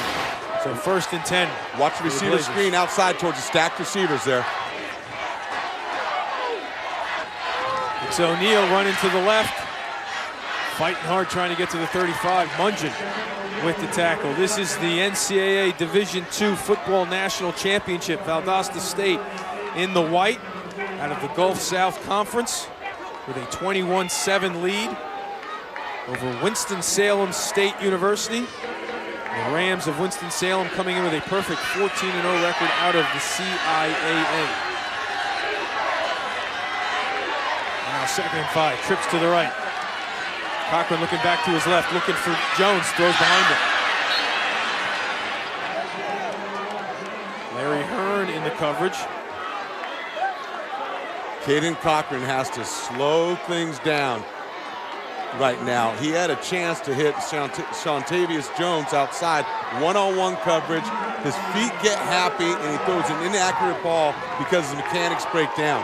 That's a pass you've got to complete. Jones, top of your screen right, left, excuse me. Trips to the right.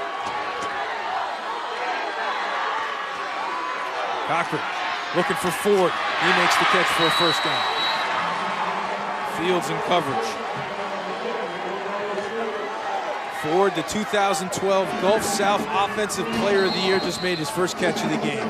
Well, you see how accurate Caden Cochran can be when he sets his feet and delivers the ball down the field. Gerald Ford's just going to hook up, present his numbers, and the ball's there right on time.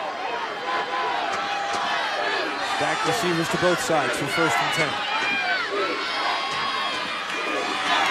Out to Jones on the screen. He gets brought down by Dominique Tate.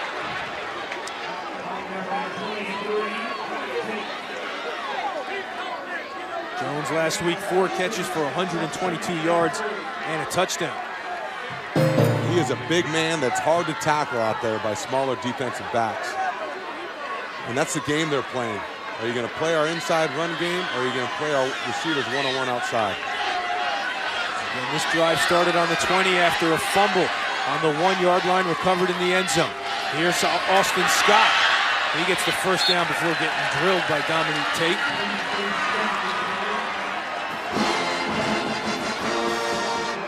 This is where, if you're Valdosta State, you load up behind those big boys up front and just milk the clock and take your time. Coach David Dean was talking and said, hey, without a doubt, our offensive line is the strength of our team. They need to lean on them right here.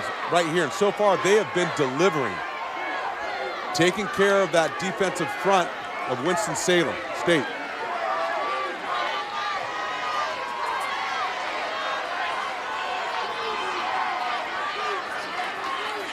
Back Scott.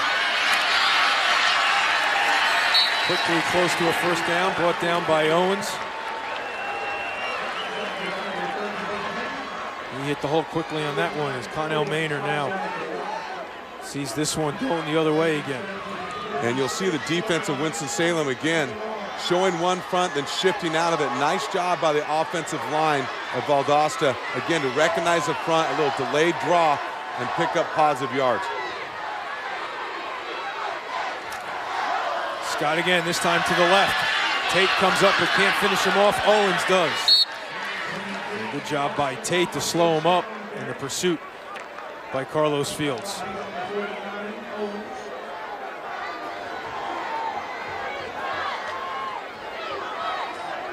That is close. We'll see if they're going to give him a... They say third down. Third down. Great hustle by Donnie Owens. Defensive tackle to get there and make that tackle short of the first down. Pure hustle.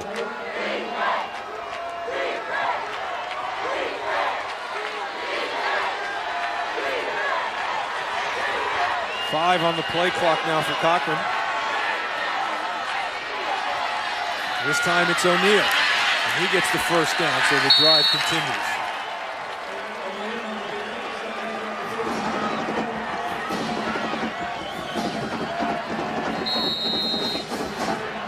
You know, you take a look at this offensive line being the strength of the team, and then you take a look at Ryan Schrader, the two-time All-American, a remarkable football story. He's only played football 3 years, and he's been an All-American all 3 years. No high school experience. Yeah, that's incredible. His first year at junior college, and he is a tall, athletic guy. At K-State, they saw him on the basketball court and said, why aren't you playing football? He's found his way there, and he's got a big upside. O'Neal follows Schrader, the hole he creates for a good pickup. Schrader was 6 feet 170 as a senior in high school. And now he's 15 minutes away from a national championship. Look at the big man right there. Telling, hey, put it on us. From not playing football at all to most likely playing on Sundays, but he has 15 minutes of college left, and he wants to seal the deal with a championship. Valdosta dominated early. Winston-Salem State came to life, but a critical turnover sets the stage for the final 15 minutes of regulation of the Division II title game.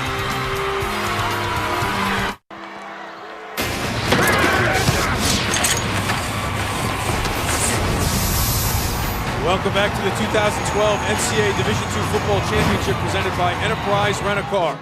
Valdosta State up 14 points with the ball as we start the fourth quarter. See the fear the beards. Many of the players growing beards since early July. Now they're 15 minutes away from the third title in school history. Cochran to throw, looking for the end zone, knocked away at the final minute, final second by Darryl Pulliam.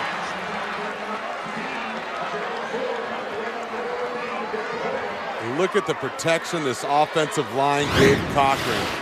He's got time, and you're going to see Gerald Ford. That ball's just a little bit late and floats. That's one that you got to put on a rope right on his numbers. So Valdosta started 1 of 7 on third down conversions. They have connected on their last 3. So they go to stacked set, top of your screen right here on 3rd and 3 as they try to put this one away, and instead they give it to O'Neal on the ground. Keeps his legs moving for the first down inside the 20. O'Neal over 100 yards already and running hard. Cedric O'Neal, a true freshman, is really showing some toughness, not only here today, but over the course of the season. You're going to see his ability. This is mental toughness right here. He knows he's close to the first down yardage mark. And again, look at that effort. I mean, that's refusing to go down. As advertised, as Coach David Dean says, he gets better as the game goes on. And they go right back to him. He has a hole. And then he gets taken down. Malcolm Rowe was there first. Now let's check it.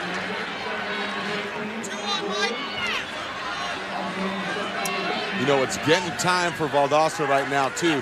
Offensively, they're feeding the football to Cedric O'Neal. At some point here, Caden Cochran is going to have the ability to pull that ball and pick up some nice yardage.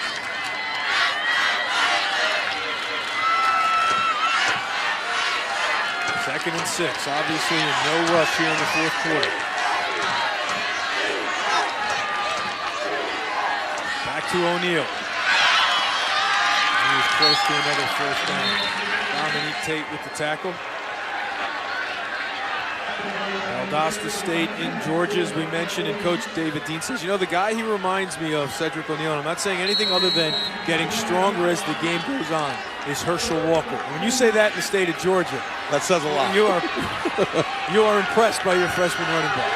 And what's impressive is how they maintain their toughness in terms of running the football without a tight end, without a fullback.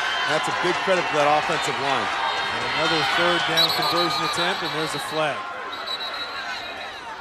And it's going to be a false start, so this one's going to go back 5 yards. False start. Offense. Number 15. 5-yard penalty for the previous spot. Third down. And we talked about Valdosta State and how proficient they are in the red zone. 47 touchdowns coming into this game and only 6 field goals. That's pretty darn good.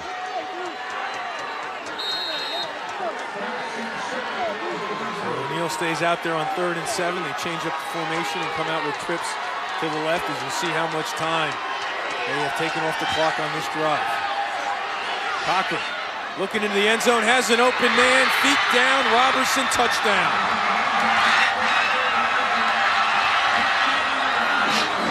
17 yards, the 14-point swing is almost complete.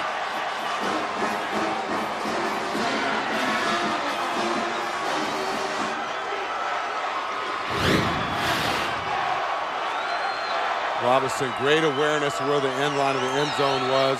Both feet in.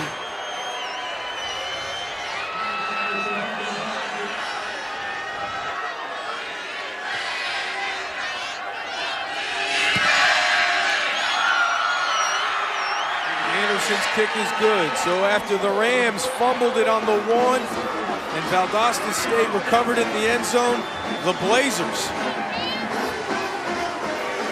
go 80 yards. Take off plenty of time off the clock. More importantly, they lead by 21 again. Valdosta moving closer and closer to another title.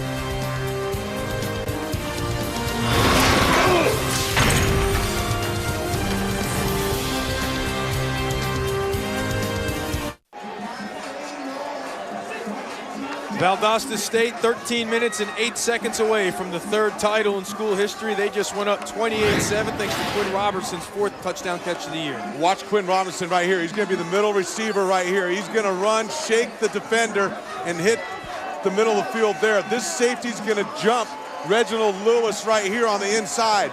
No middle safety help, and he's going to be wide open for the touchdown. Look at the protection by the offensive line. Cochran's able to set his feet wide open to the back of the end zone. Quinn Robertson. So they finally cash in on a turnover, going 80 yards. The 7.5 minutes is the longest drive of the year. The 17 plays ties the longest drive of the year. Robertson caps it off. And now they're starting to sense it.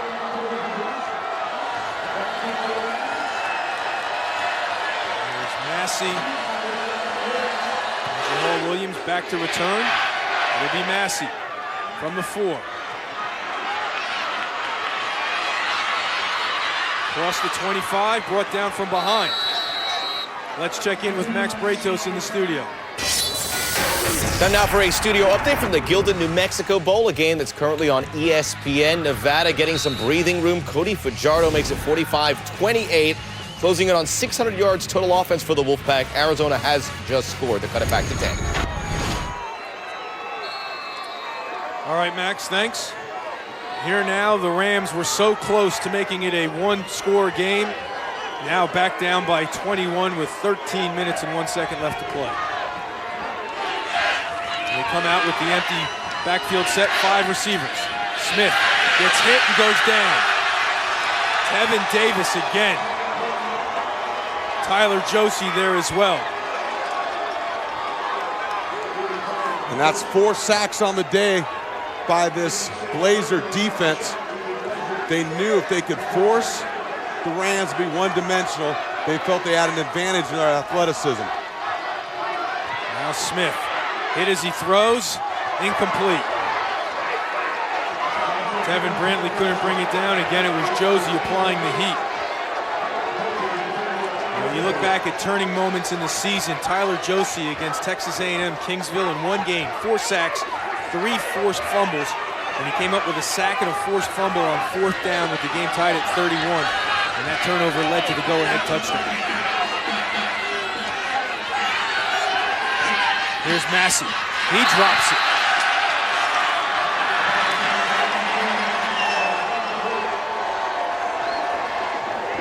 Massey thinking of yards after the catch. You're going to see him, the ball's right on the money. Takes his eyes off it just for that split second. Trying to make yards after the catch. Got to secure it first.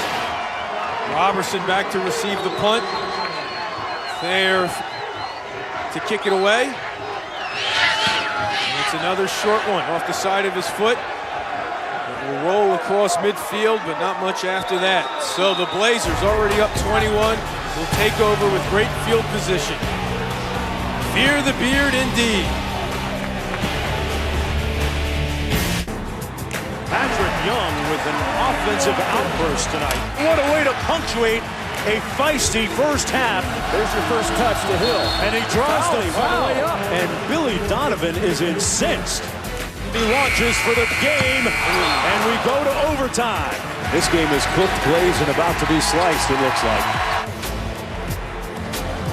So tonight, the rematch, Florida, ranked number 5 in the country, going to Arizona, ranked 8th tonight at 10 o'clock on ESPN, the 4th meeting all time. The previous 3 meetings each decided by 6 points or fewer. And that's on tap tonight. You've seen Billy Donovan get all fired up and Sean Miller. I'd pay just to see those guys play one-on-one. Yeah, that'd be a lot of fun, huh? Here now the Blazers with the ball and a 21-point lead. Flag on that play. To the run by Scott.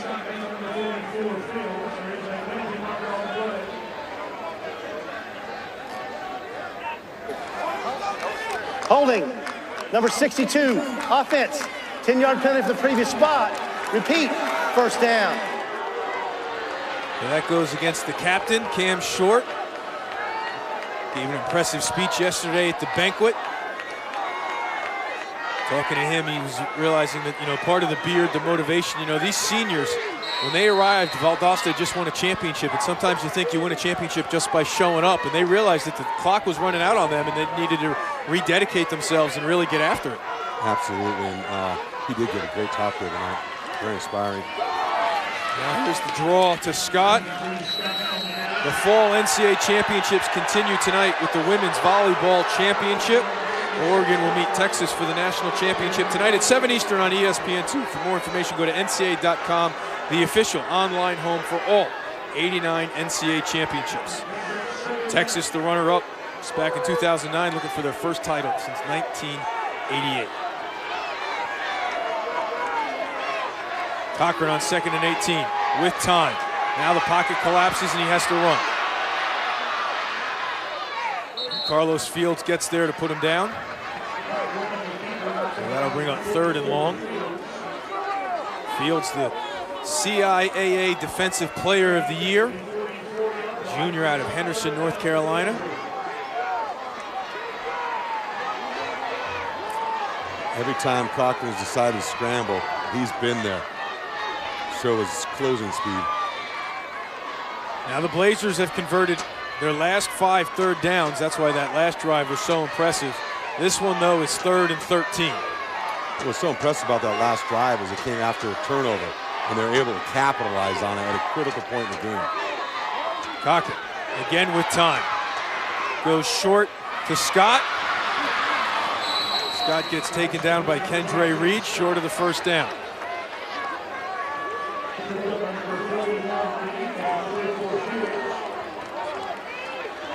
And they send out the punting unit, Daniel Anderson.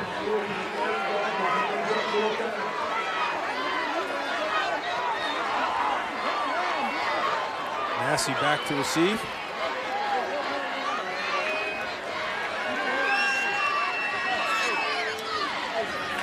They fake it. And they cannot hook up. They went for the jugular, up 21-7. looking for Trocon Gay. And he rolls the dice. Daniel Anderson, boy, he had his receiver open. It's kind of a punt pass option there.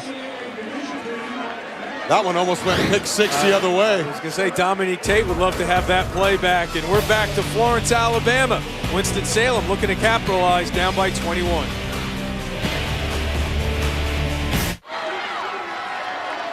The Blazers have been on fire pretty much from the start here, and they lead by 21 with just over 10 minutes to play. And 3 years ago, the NCAA instituted the Elite 89 Award to honor academic achievement and athletic excellence among its members, student athletes. This award is presented to the student athlete with the highest cumulative grade point average participating at the final site for each of the NCAA's 89 championships. And the 2012 recipient of the Elite 89 Award for Division II football with a GPA of 3.946 in business management is Justin Roberts from Valdosta State University, their junior backup quarterback. Congratulations. Smith airing it out in triple coverage. And Brantley cannot go up and make the catch. When Coach David Dean was giving him that award or announcing it at the luncheon the other day, he said, "I want to know who gave you that B." He goes, "Don't worry, it was my freshman year." That's right. Typical coach, right? What happened wrong? No, I'm just joking. Everyone was having a good laugh with Justin yesterday at the awards ceremony. He's got to work on his beard a little bit. I mean, the rest of the D-line and O-line, boy, their beards, you know. Typical O-line taking a shot at the pretty boy quarterback who can't grow the beard. Here is Smith on the QB draw, getting the first down into Valdosta State territory. Pickup of 11.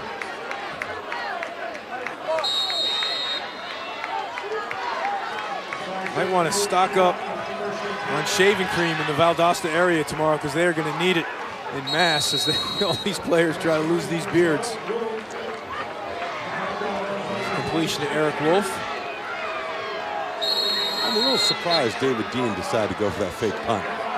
And I understand going for the jugular and everything, but they've done such a good job of pinning Winston-Salem State deep in their own territory, and it's still a 3-possession game. Now Smith dumps it over the middle to a wide open receiver, but Butler can't bring it in. Now in his defense, and this may be coach speak, the play was there. As you mentioned, I mean, if they execute like they run it in practice, they get that first down and they run the clock out.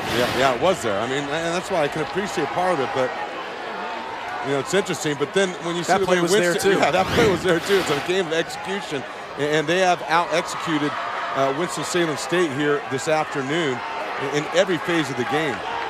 So that brings up a 3rd and 5. Again, they empty the backfield, go with 5 wide receivers. And again, Smith tries the draw. They are ready for it this time. Ryan Smith. Not this time, number 6.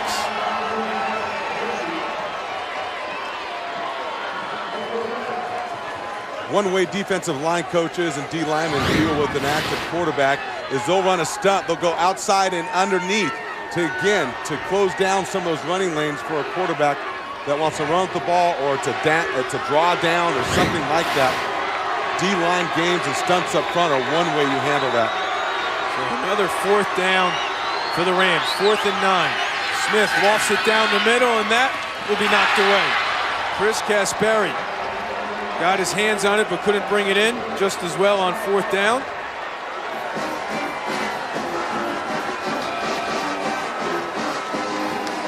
So another stop on 4th down.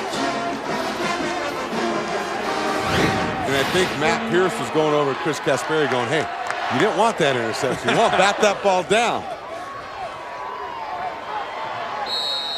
Trying to make a play and go up. That's the one you want to bat down.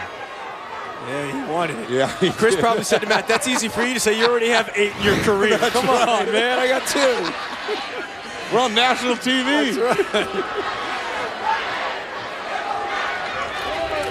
Here is O'Neal padding to his stats, but not very much as Casey Davenport takes him down hard.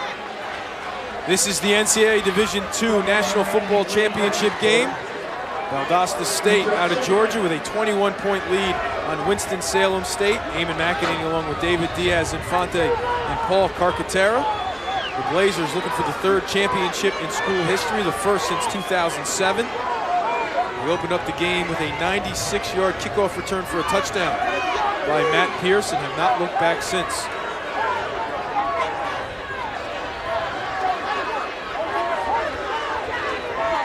Second and 11 here for Cochran and the Blazers. Pressure coming, gets rid of it, almost gets intercepted by Malcolm Rowe. Capital One Bowl Week continues today on ESPN as Chucky Keaton and number 22 Utah State make their second straight trip to the famous Idaho Potato Bowl, taking on David Fluellen and Toledo's explosive offense. The famous Idaho Potato Bowl today at 4:30 on ESPN and also available live on Watch ESPN. Utah State brings a 6-game winning streak into that ball game, looking for its first postseason victory in 19 years.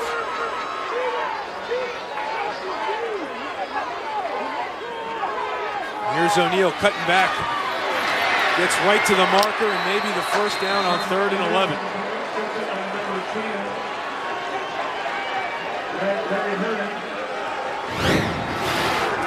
And again, Cedric O'Neal, just a freshman. You're going to see the patience he shows in the run game. Very difficult for young players that are fast to show that kind of patience early on in their career. He's really mature in that sense of how he runs the football and how he understands to allow blocking schemes to develop at the line of scrimmage.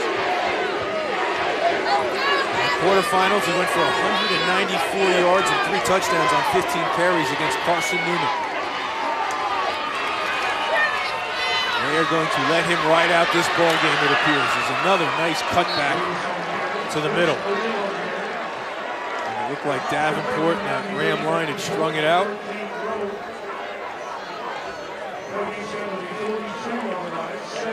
Well, you mentioned it earlier how Coach David Dean talked about he's a volume runner, and you've seen as the game has worn on, he has gotten better and more physical in how he's running the football, understanding time and place in the game, securing the football, and running for positive yards.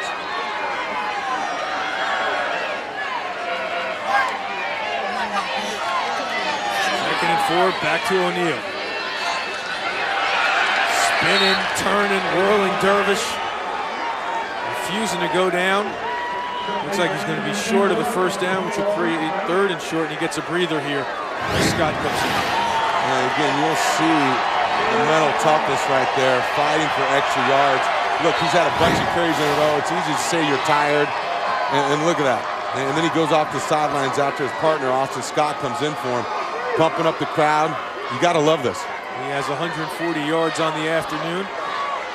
Most the Rams have given up to a rusher all season. And now Scott out there for 3rd and short. He gets popped behind the line of scrimmage by Davenport.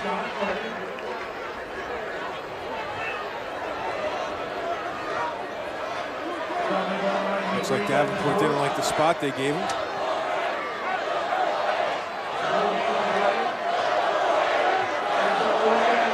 So 4th and short, you see that offensive line contingent saying, let's go for it. The team, the crowd, the coach is the only one that has to pay the consequences, though. But they got to love it. Their offensive line has been dominant so far. And now there's a penalty. False start. False start, 72. Offense, 5-yard penalty. 4th down.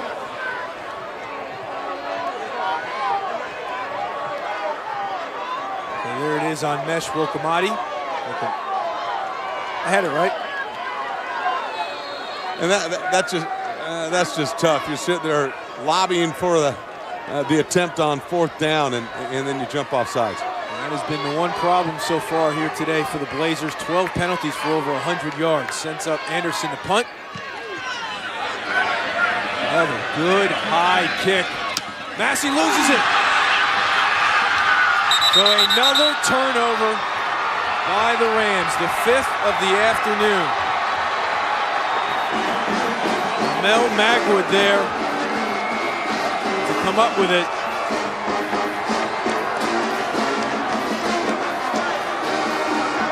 Nothing's going to go right when you lose the turnover battle 5-0.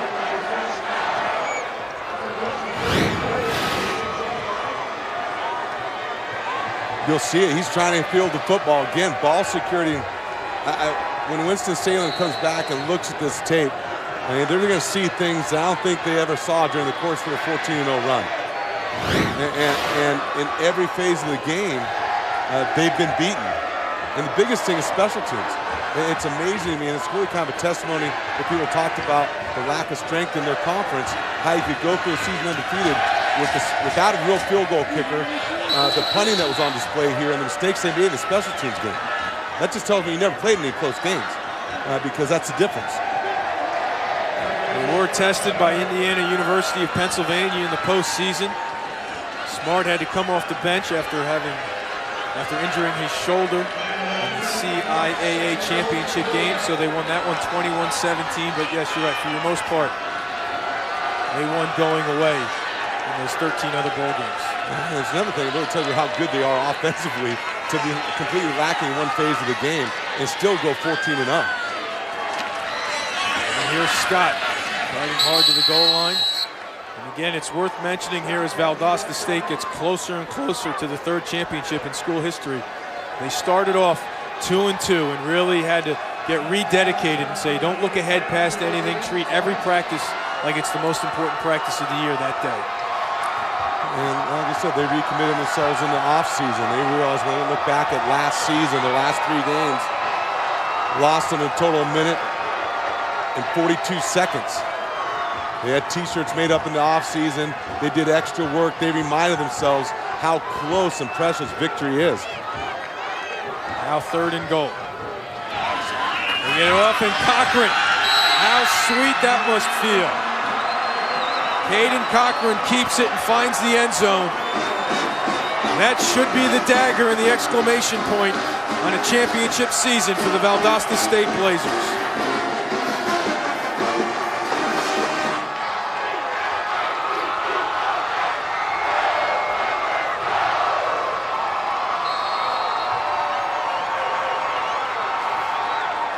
Here's his dad. They made the long trip after all they've been through the last 18 months, the last week. His son and this team have allowed them to enjoy things and been distracted from real life. And now they're sensing a championship. But it was all because of a miscue in special teams by Winston-Salem State.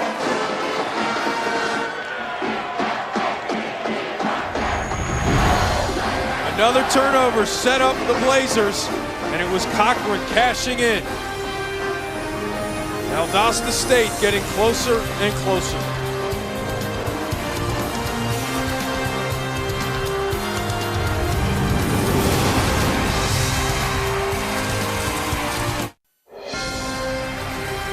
NCAA Division II College Football Championship is presented by Enterprise Rent-A-Car. We'll pick you up. Welcome back to Florence, Alabama. Just over 3.5 left in regulation. The Blazers up by 28 points. Caden Cochran starting to feel it, and he just came up with his 10th rushing touchdown of the season. And you'll see Valdosta again. Cochran's been handing the ball off to Cedric O'Neal and Austin Scott on just this inside zone, trying to peel it back. And now the Rams are going to commit everyone down inside. Cochran's going to keep the ball and walk in the end zone. Perfect timing. We knew it was coming, and they saved it for the finishing touch and touchdown to give them a 35-7 lead.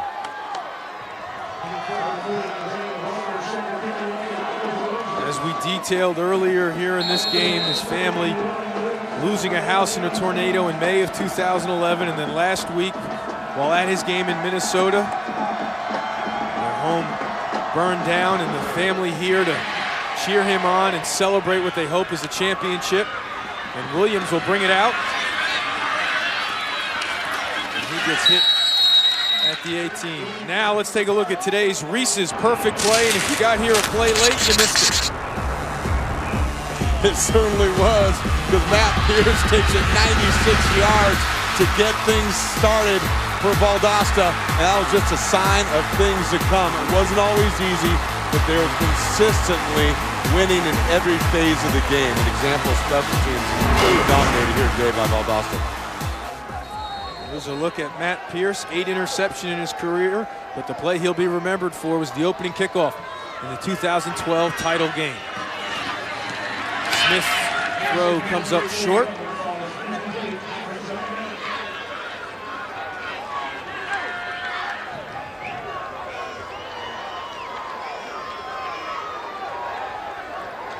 So now it'll be 2nd and 10 for the Rams.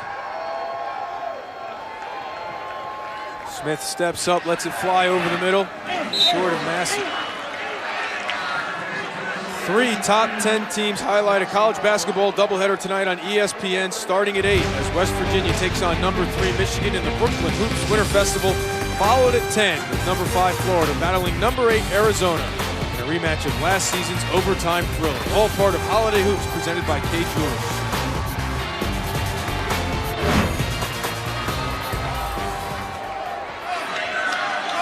Change quarterbacks here.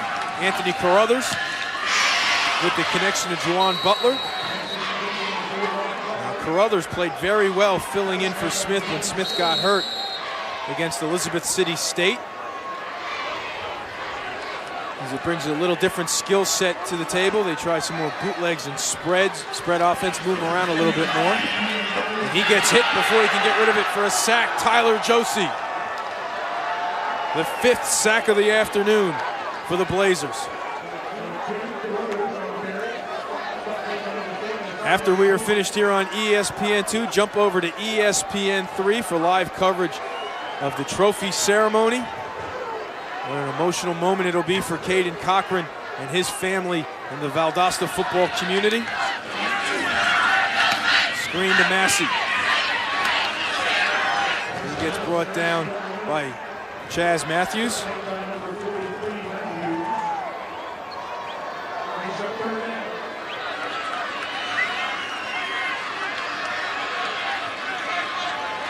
Carruthers out of Charlotte, North Carolina.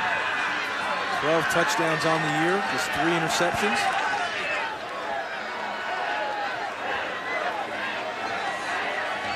Over the middle, miscommunication there, falls incomplete, so that'll bring up 4th down.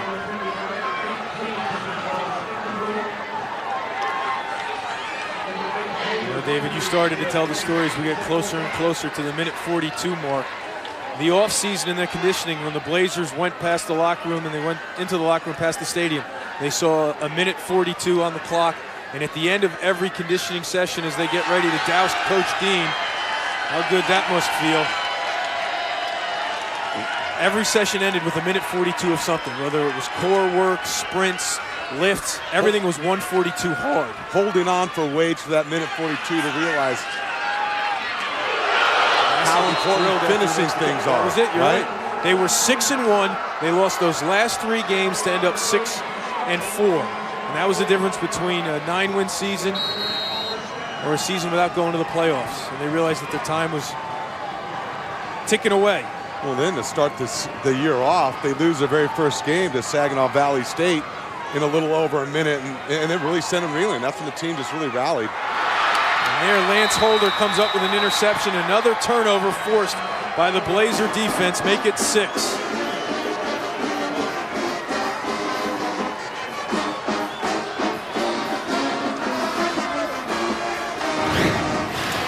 And again, forced to throw. The defensive backs just getting deeper than the deepest and coming over to make a play. Number 8, Lance Holder, once again, just reading the quarterback's eyes, making a play on the football. So Caden Cochran comes out there for the final 138. Again, Coach Dean winning it in his first season in 2007. And now 98 seconds away from his 2nd championship as head coach of Valdosta State. Cochran runs and slides. Think of what this young man has been through this season, his family. Talking to some of his teammates, they just have so much respect for him. And he's getting a great moment here as they make a change, and he gets the save of the moment coming off. How sweet it is. You know, his teammates talked about how much they respect him and what he's done and the attitude he's maintained, his whole family. It's really been an inspiration to the whole team. Again, we will hear from him and his teammates in the post-game ceremony on ESPN3 as Justin Roberts gets out there for a carry.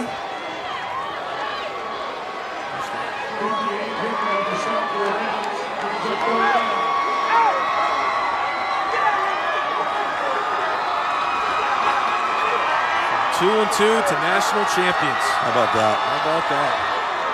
You got to love this pure playoff format to get in, play your way in, and have a chance to win it all. You mentioned starting off 2-2. One of those playoff wins was a rematch victory over West Alabama, which was their second loss of the season. So that will do it. What a moment for David Dean, champions again. What a feeling that is for this team, that program, and that family.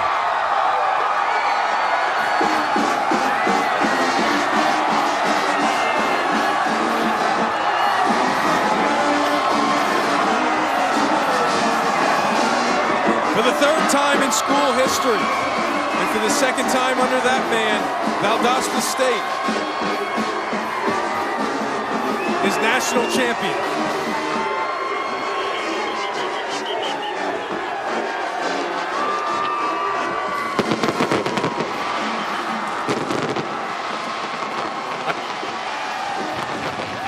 Paul Carcaterra is standing by down on the field with Coach Dean. I'm with the wet Coach Dean and an elated fan base.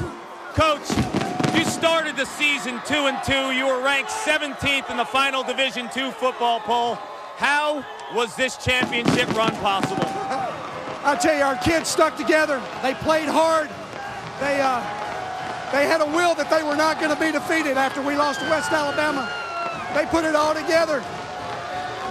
We preach family here, and they stayed family all the way. Ultimately, what was the difference in this ball game? Our defense, no question about it. You hold a team that can run 42 points a game to 7 points. Lots of turnovers in the ball game. Then our offensive line and running game, we were able to run the football on them. Coach, I think you're going to enjoy this victory. Congratulations. Thank you. Thank you very much.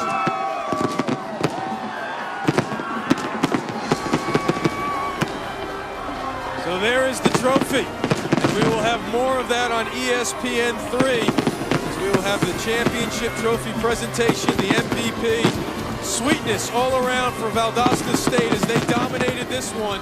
Caden Cochran, the emotions he must be feeling. We'll hear from him. That's all from Florence. Join us over on ESPN3, now on SportsCenter. More on the Big East basketball schools making it official, and is a Cy Young Award winner on the move. Let's send you out to the studio for a SportsCenter special. Congratulations to Valdosta State, winners of Division II. Has just won the third national championship in school history as they dominated the Division II title game over Winston-Salem State. The Blazers win it 35-7, the third championship in school history. Hello and welcome to Florence, Alabama. There you see the Blazers on the about ready to receive the trophy here for winning the national championship. And let's send it down to the field and our Paul Carcaterra, who's standing by. Ladies and gentlemen, if I can direct your attention to the 50-yard line. At this time, I'd like to congratulate national runner-up Winston-Salem State on a great season. And now your 2012 national champion, Valdosta State Blazers.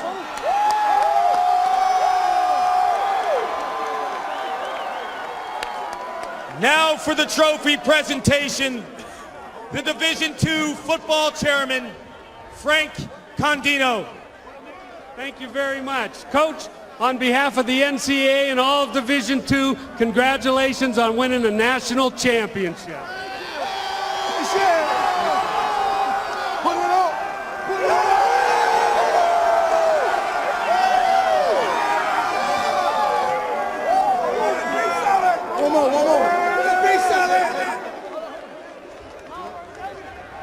Coach, What would you like to say to Titletown?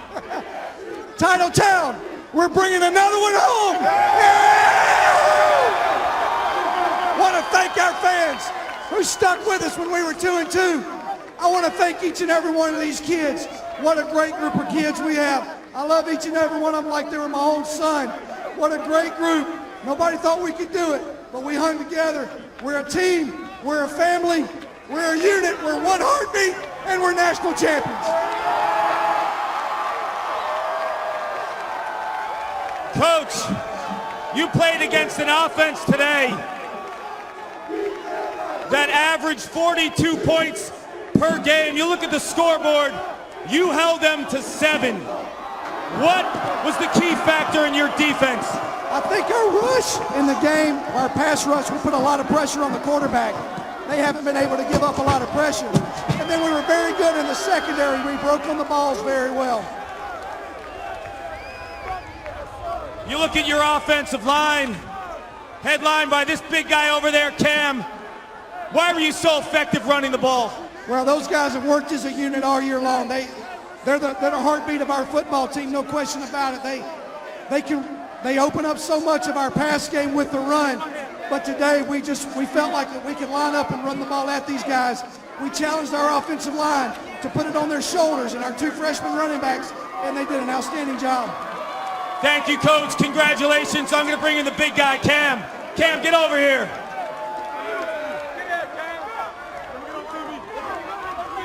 Cam, I was at the banquet yesterday, and you had some inspiring words about 1:42. Take me back to last season and early on when people doubted you. How did this team stay together? All day, just like I told the boys last night. We kept the faith. Coach Dean told us to keep the faith.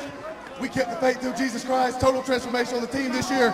That's what we're all about. All the glory goes to him. We ain't baby. How did your run game persevere throughout the playoffs? You had 2 freshman guys, a seasoned line, but what made this running game so special this year? That's the one thing we like to do, and that's be physical. And we're going to hit you in the mouth all day. I have to ask someone with a long beard like this, and I'm looking around Beard Nation. Bring it in, Beard Nation. What's the plan now? Shaving it off tomorrow. There's going to be a lot of Barbasol cans sold in Valdosta, Georgia. Congratulations, guys. Let's bring in your quarterback, Caden Cochran.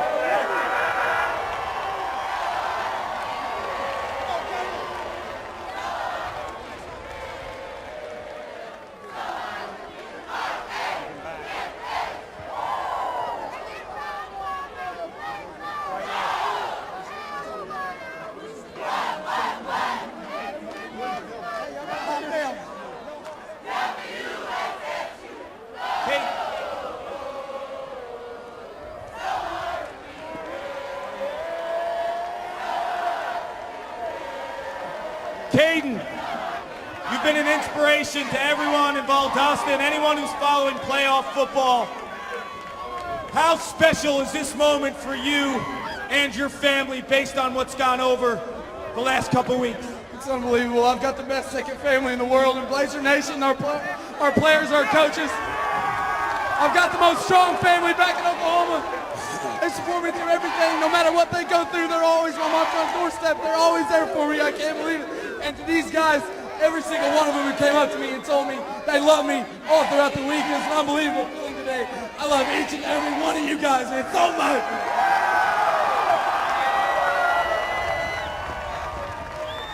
Caden, as a leader of this team, when you were 2-2, what made you think you could sit up on this podium and hoist the national title? The heart we had coming in the next Sunday during weights after the second loss, and the leadership in our O-line and our defense and our wide receivers. Everybody wanted to be a leader, every single person, and that's what it takes to make it here. And that's what it was. It's a whole team effort. We're a true unit and true one heart. Caden, congratulations. Like I said, you've been an inspiration to all of us. You and your family enjoy this title. You deserve it. Thank you. Thank you.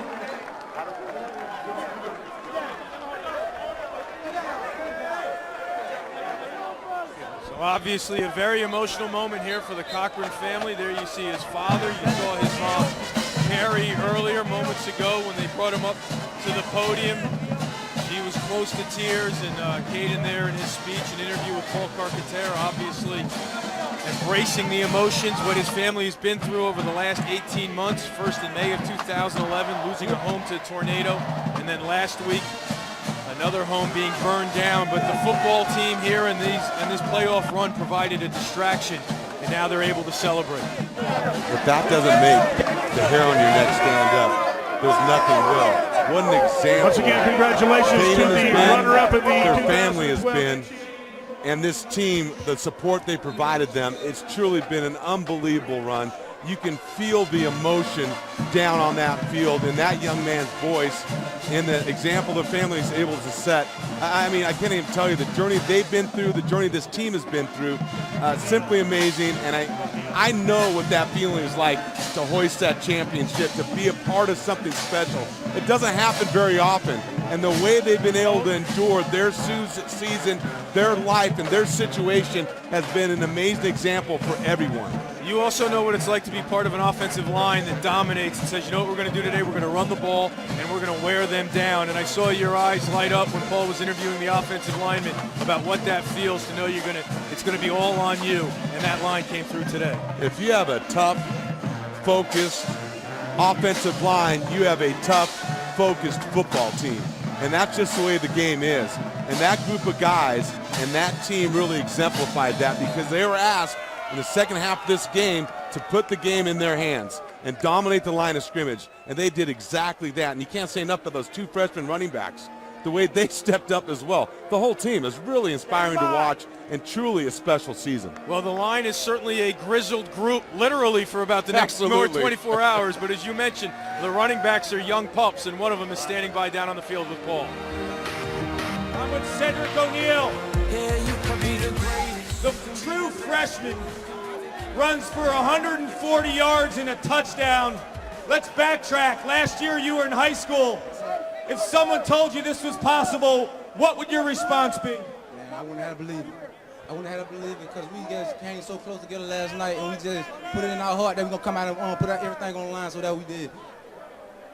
What made this running game so special today? You guys pounded the ball throughout the entire game, persevered, put up huge numbers in the game.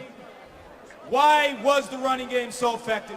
All the credit go to our offensive line, because they got to push up front. They told me to just get behind them, and I use that to break big yardage. Cedric, congratulations. Valdosta Nation, you have this guy for another 3 years.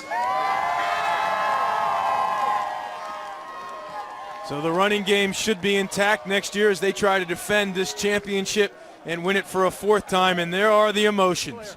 Chris Cochran and his son, Caden Cochran, enjoying a championship and watching all the hard work that their son and that family has put in to his football career pay off with this moment. Yeah, the perseverance, personally and as a team, the mental toughness they displayed and their team displayed. And you look at this game, too, within the game, what it really came down to. You look at the turnover, 6 by Winston-Salem State, and then the ability of the Blazers to control the line of scrimmage and not turn the ball over once. What Caden Cochran did, the quarterback position, taking care of the football, being a leader out there, truly outstanding. And defensively, they really stood up and shut down in the red zone this outstanding, explosive offense of the Rams. So Titletown gets another trophy to put in the case. Valdosta wins the 3rd Division II National Championship in school history. The final score here from Brawley Municipal Stadium in Florence, Alabama is 35-7. Thank you very much for watching our trophy presentation on ESPN3.com of the Division II National Championship football game. And once again, congratulations to Valdosta State. They win the national championship for the 3rd time in school history, 35-7. So long from Florence.